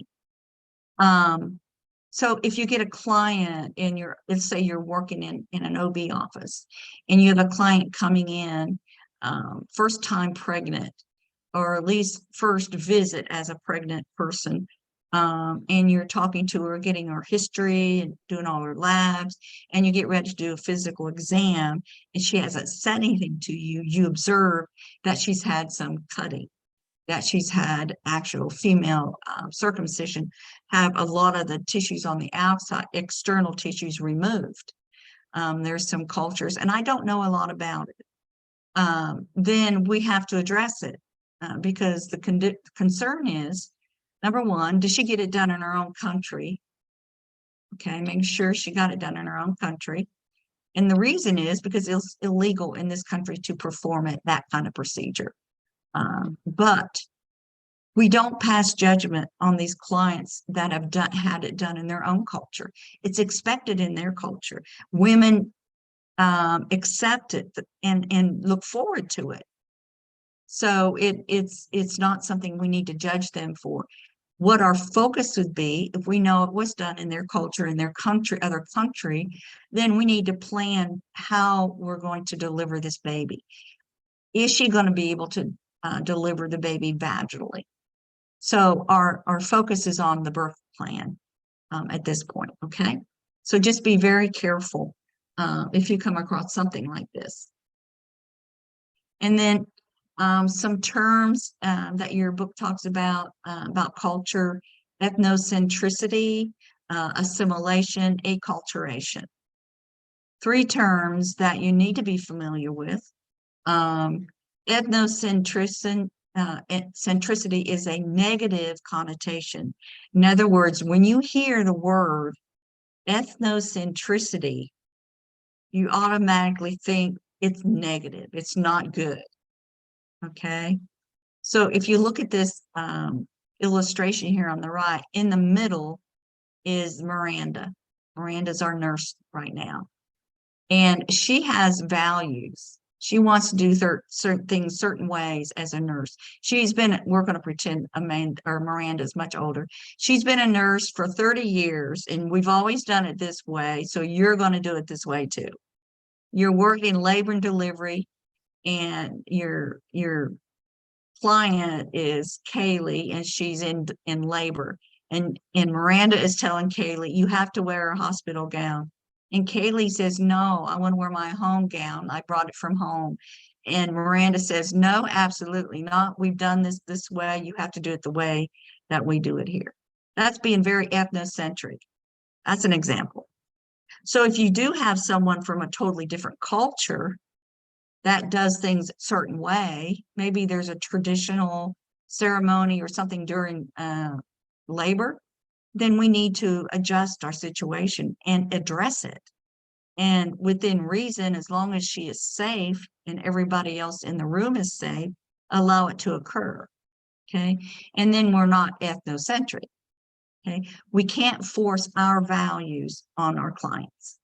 Okay. We have to recognize their values and traditions and adjust accordingly. So this requires us to ask questions. Okay. Preferably during the antepartum and not wait till labor. Okay, so ethnocentricity is self-centered, basically. So does anybody know the difference between assimilation and acculturation? Has anybody had experience with other cultures? What's the difference? Let's say Fritz comes into our country and he's from a different country, different culture. And he comes in, he moves his family, he's excited, he has a new job, and he's excited because his kids get to go to a good school. Okay. So what things would Fritz be doing that shows that he's assimilating versus what he's doing that he is acculturated? Do you know the difference between the two? Example, we can learn the language. Yeah. Okay, so learning the language. Okay. Assimilation. That could be either one, assimilating or acculturation. Yeah. Yeah. Does anybody know the difference? Okay, I'll explain it to you. That's okay. It's in your text, and your text does a good job. So if Fritz comes in and brings his family, and he is got his new job, and he's learning the language, and he begins to prefer the food where he's living. He's not eating the food he used to eat in his own culture. And he's doing different things. He's picking up all the traditions and the values of his new culture. And he's not practicing any of the cultural or values or traditions from his former culture. That's assimilating. He's putting off everything and just learning where he is and wants to be one of us or one of his community. So I should say, but I don't see them anymore. I'm not in Tennessee, but friends from Egypt. And it was a young couple that I knew, and they wanted to assimilate. They wanted to become Americans, is what they said. We want to be Americans. Okay. And yet I knew some of their friends and some other friends, they didn't really want to do it all. They still wanted to keep some of their own traditions, but pick up a few of the American traditions, like McDonald's, although that's in other cultures too. But the way we behave and eat and our sport, the different kinds of sports we have. So that's acculturation. So acculturation means that they don't have one more dominant than the other. It's a blend. Okay. Whereas assimilation, pushing it all aside to take in what's around them. Okay. That's the difference between the two. Yes.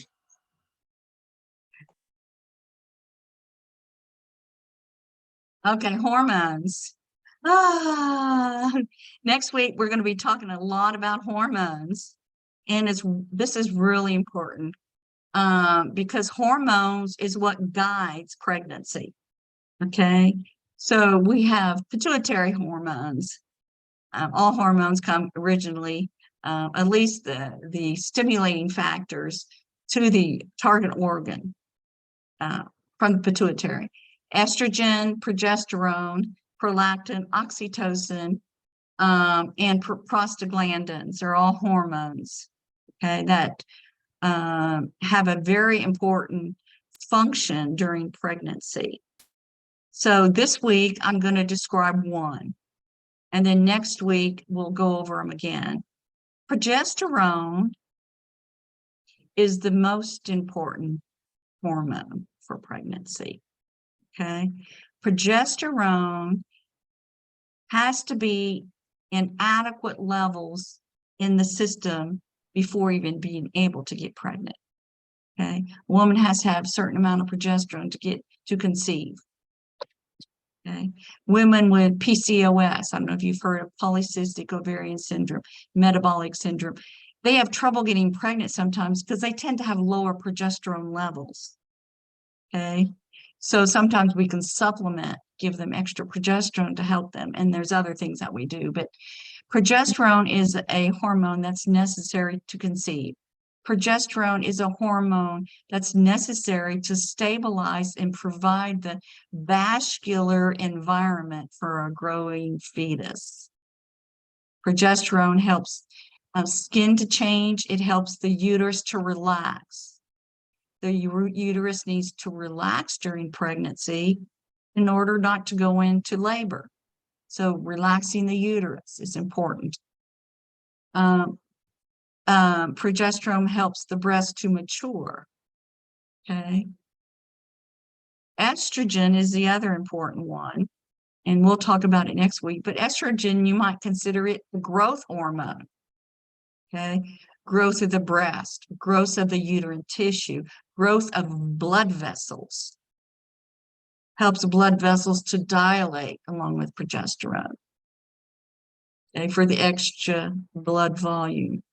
Okay, so in your book, it talks about the ovarian cycle. It talks about the hypopituitary axis and cycle. It talks about the endometrial cycle. Don't memorize those things. You don't need to know those. Okay. You do need to know about fertilization, which we talk about next week. And then we're going to talk about some screening in another PowerPoint.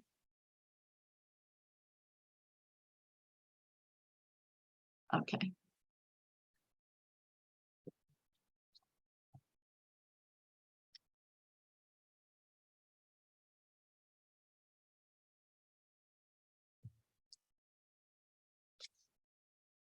Okay. So we have a little bit more time left. Anybody have any questions? Want to take another quick break? Can't be very long. This is kind of something that you hit on earlier, but so as far as the math that we have to turn in on Sunday, how do you want us to do that? Because like I know you said show your work, and I've worked all the problems out front and back. Do you want us to take pictures and attach that? Or do you want us to type it in? You can do it either way, Terry. In fact, this is the only assignment that I accept pictures. So what you can do, take your phone or take however you want to do it, take a picture of it, and you can upload that. Okay. Okay, yeah, you can do it that way. However you want to put it on Canvas. Okay. Or you can type it right into there. It was just easier to do it on paper because, you know, whenever you go to. Oh yeah, that's the way I would do it. Yeah, I do it on paper and then just take a picture of it and submit it. Okay. I can rotate it around. Just make sure you put your name on it. Although if you submit it, I'll know whose it is. Okay? Yes, good question. Thank you. Okay. So next week, let's see here.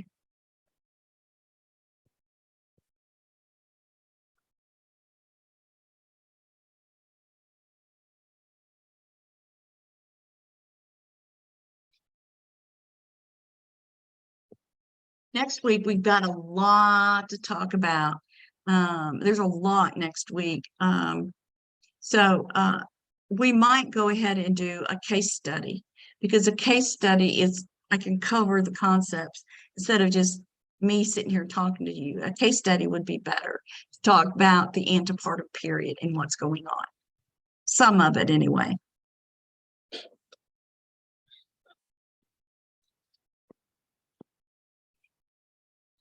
Yeah, Sainya, the PowerPoints I'm using today are already posted in the announcement for week 1.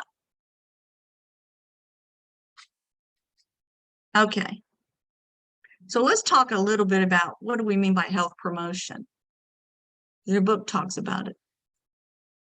As nurses, you know, as healthcare providers, I know it's really important that women know what's healthy, what is good for them, what's not good for them.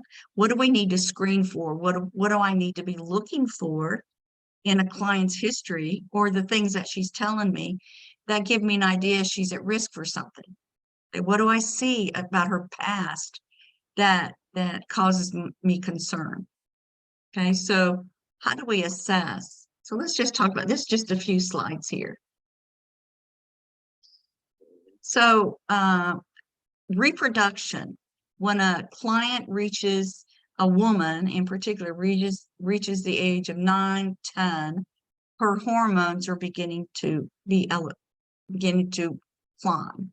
Okay, so we don't know exactly when things are set in motion exactly. We do know that hormones begin to rise and become active. When we observe in a young woman breast buds, that's the very first sign of puberty. Okay, hormones are active. Estrogen is now being circulated in higher amounts, and she's developing actual breast buds. She also might have some pubic hair. Now, you'll learn more about Tanner's stages of development in pediatrics. We really don't go into that in this class. But thelarchy is the development of breast buds. Okay, and then menarche, we expect that to occur 2 years later when she has her first period. So menarche is the process of period bleeding. Okay, the menstrual cycle itself is 28 days long. What's going on during the 28 days? And it's about the changes in the endometrium, it's changes in hormones, changes in the ovaries, what's going on. So you have all these different cycles and you don't have to worry about them. Okay, so day 1 of the female cycle, the menstrual cycle, is day 1 when she starts bleeding. That's day 1. Okay, it's her menstrual cycle, and it usually goes 7 days, average. Some 4, some 10. Okay, and then there is a point in that cycle where she ovulates. That's usually 14 days in, halfway. And then she goes through the luteal phase. So that's the flow of the menstrual cycle. So when I say cycle, I'm talking about 28 days. I'm not talking about just the period. Okay. So there's a lot of hormone changes. When estrogen and progesterone levels plummet, when they drop off, that's when she has a period. Okay. So what's going on during menstruation? Well, we've got hormones that are low. Prostaglandins are very active. Now, that's a hormone, and we talk a lot about prostaglandins in this class.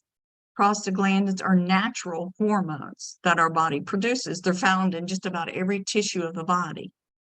But we also have drugs that are prostaglandins, just like we have birth control pills with estrogen and progesterone.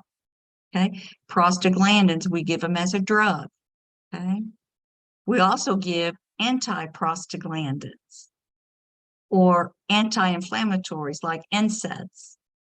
A woman is having a period and it's painful. It's because she's got prostaglandins that are causing the uterus to contract. Okay, so we give her antis. So we give her some, naproxen is one of the best for uterine cramps. It helps with fertility, movement of the fallopian tubes. It helps change the cervix. It softens the cervix for labor. So we give prostaglandins sometimes.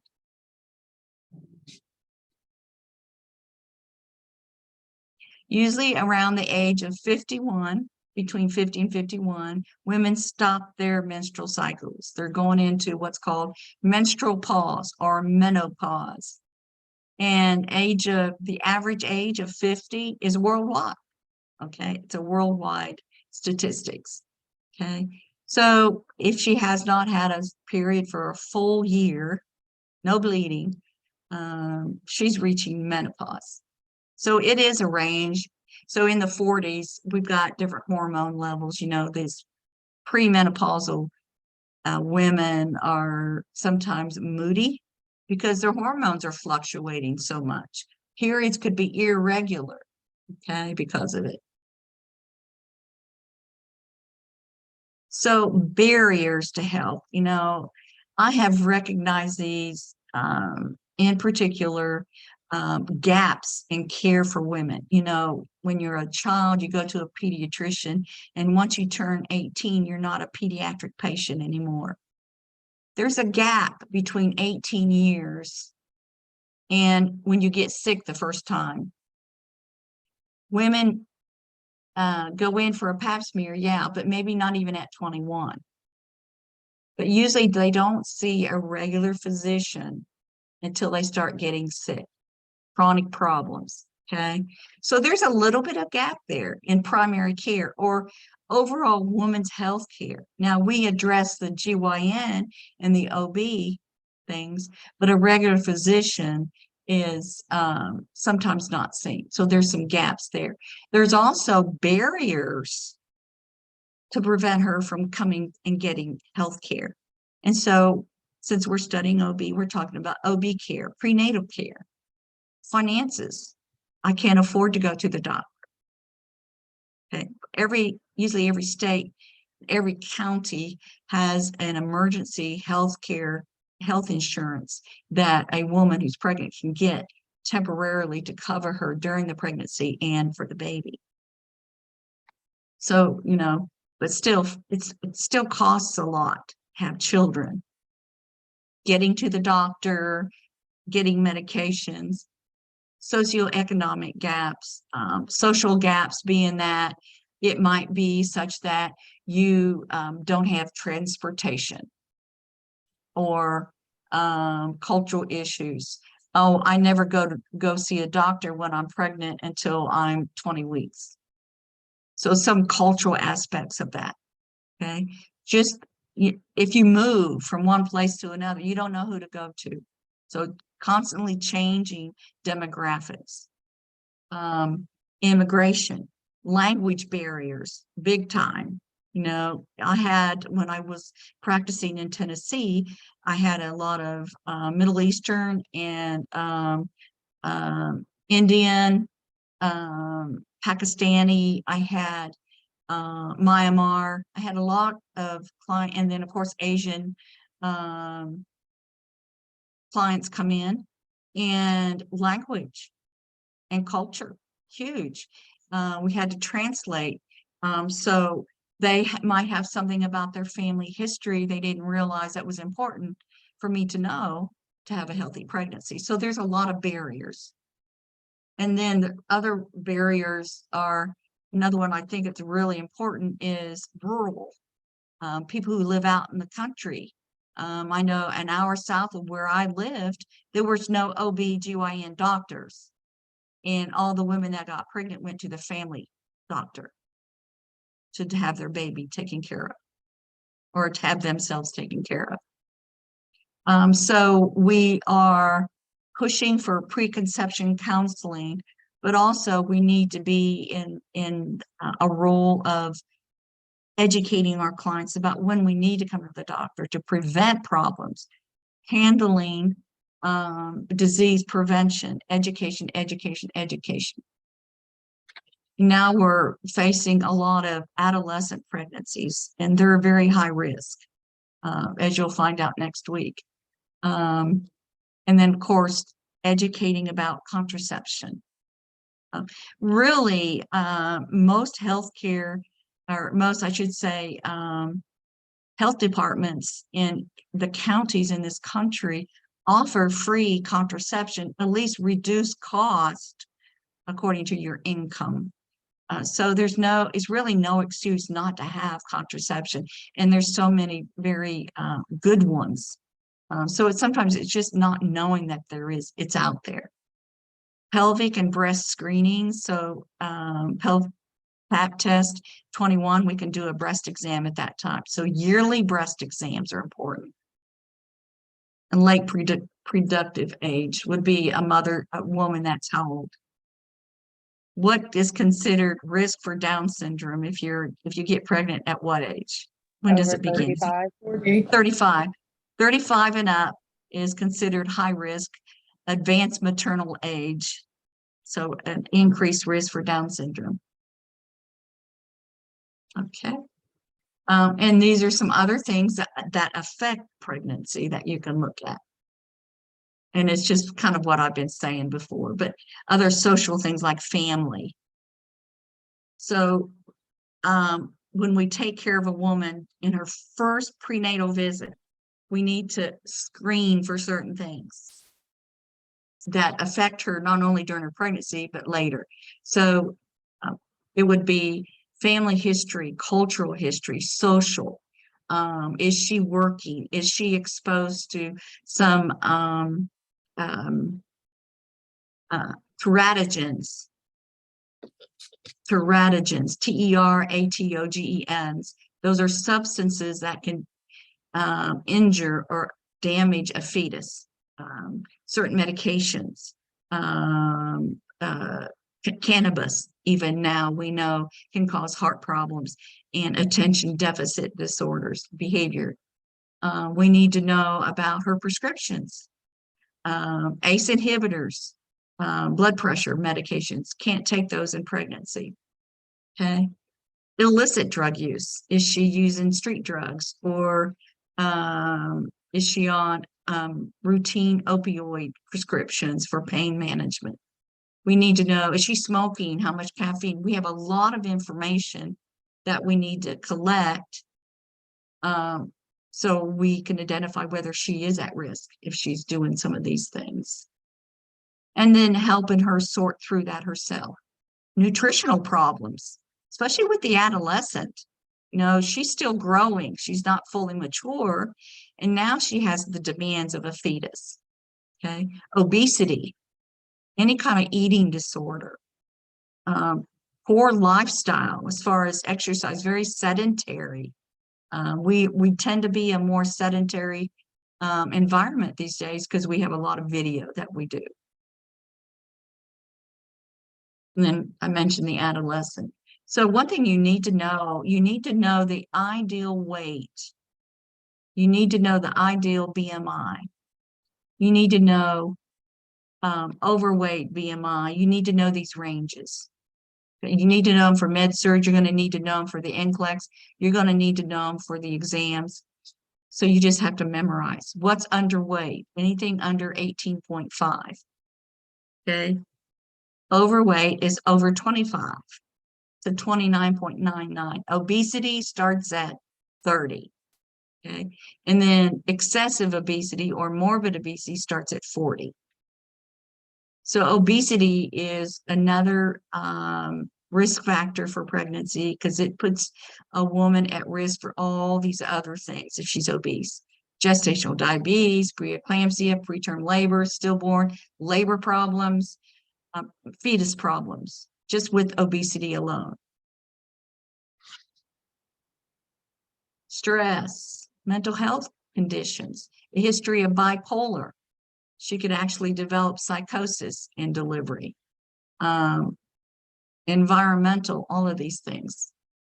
Multiple partners, multiple sexual partners, high risk. And then female circumcision, we talked about. And then your text talks about violence against women, which is intimate partner violence. Intimate partner violence. If it is occurring prior to the pregnancy, if a woman who's being abused gets pregnant, it's going to get worse during pregnancy. And she needs to know this. She needs to know that it's a cycle. And to break the cycle of violence, you need someone from the outside to help you. So the cycle is that you have a relationship between a man and a woman. And this can occur either way. It could be the man that's being abused. Okay.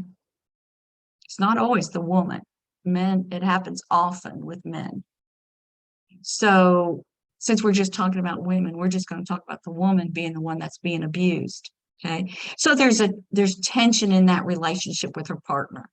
Okay. And it builds, that tension builds. And then he will lash out, cause an injury. He'll hurt her. Abusive incident occurs. And then the third phase is a honeymoon phase. You've probably seen movies about it, or you might know someone who's experienced it. They promise they'll change, and they have every indication that they will. Okay. But if that tension is not fixed, if there's no coping there, the tension will build again. Now you have a pregnancy, and that increases that tension. So this is a cycle. Tension building phase, abusive phase, and honeymoon phase. Hint, hint.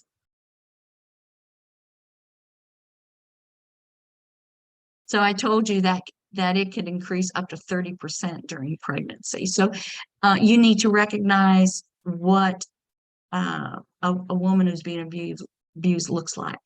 She's going to call the office and want to come in more often. Even though her partner's going to be there with her, she's crying for help, basically. And there's a screening tool in your book. So whenever you have a client that you're suspecting of intimate partner violence or any kind of domestic violence or trafficking, and you know what you see, we need to be very direct with them, and we need to be able to speak with them one-on-one. Okay, so excusing the dominating partner, the dominating person, and begin to ask questions. Do you feel safe at home?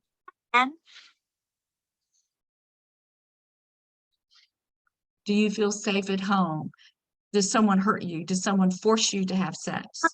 So you need to be very, very direct, because you're the nurse, you're the one that your client respects. Usually the nurse is thought of highly, and you're the professional. You're the one that they're going to run to for help.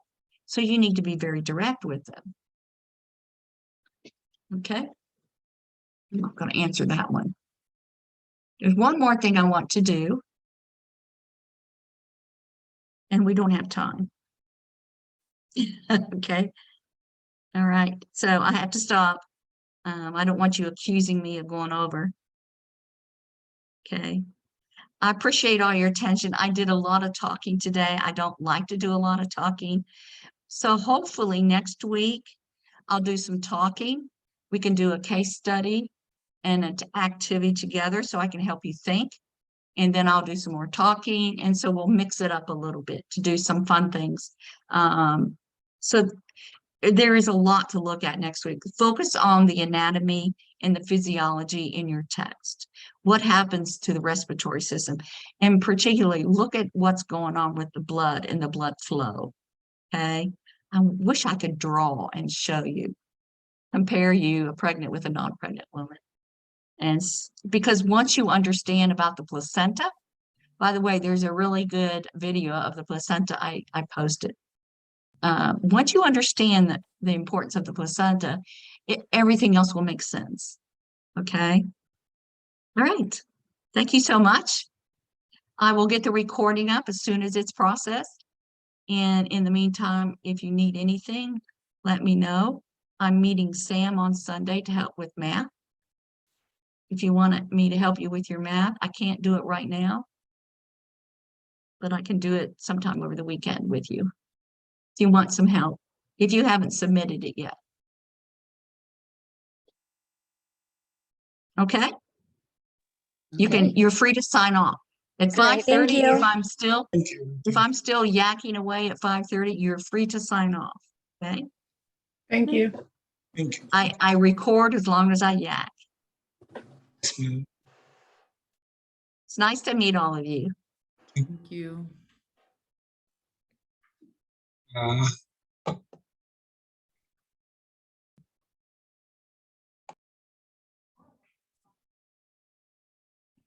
Thank just you. waiting for everybody to sign off.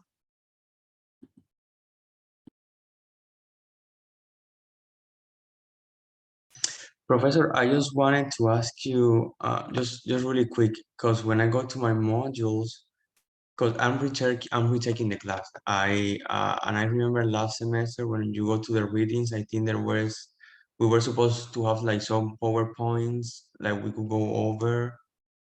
But right now, when I go to my modules and I go to, for example, week 1 readings, I don't see Okay. So any.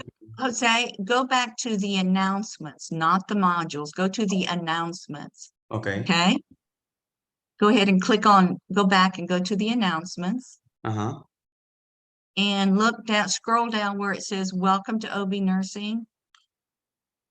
Okay. Click on that. Do you see it? I think what happened, because at first I was scheduled for Wednesday, but then I emailed the dean. I requested to be moved to Fridays. So Okay. right now I only see the welcome to week 2, but I don't see the first welcome to week 1 You post. scroll down all the way at the bottom. You don't see it all the way at the bottom? No, the very first post that I see for March 19 at 1:52 p.m. it says not so techno savings Yes, to. that's the very first announcement. Okay. And then a couple up from that, it should say welcome to maternal newborn nursing or something. Oh yeah, I'm sorry, I see it now. Be Yeah, welcome to click on maternal click okay. on that, and it's got all the documents you need and anything else I posted for you in there. So every week you'll get one. So I've already put week 2 in there. Yeah, So I all the saw. documents okay. So Okay. week 1 is down at the bottom. Yeah. Okay. All right. Thank you, Professor. Have a good day. You're welcome. You're welcome. Bye. Just let me know if you need anything else. I will. Thank you. Uh-huh. Hello. Yes, how are you? Aina. I'm fine. How are you? I'm good, thank you. So I wanted to ask you about the math assignments.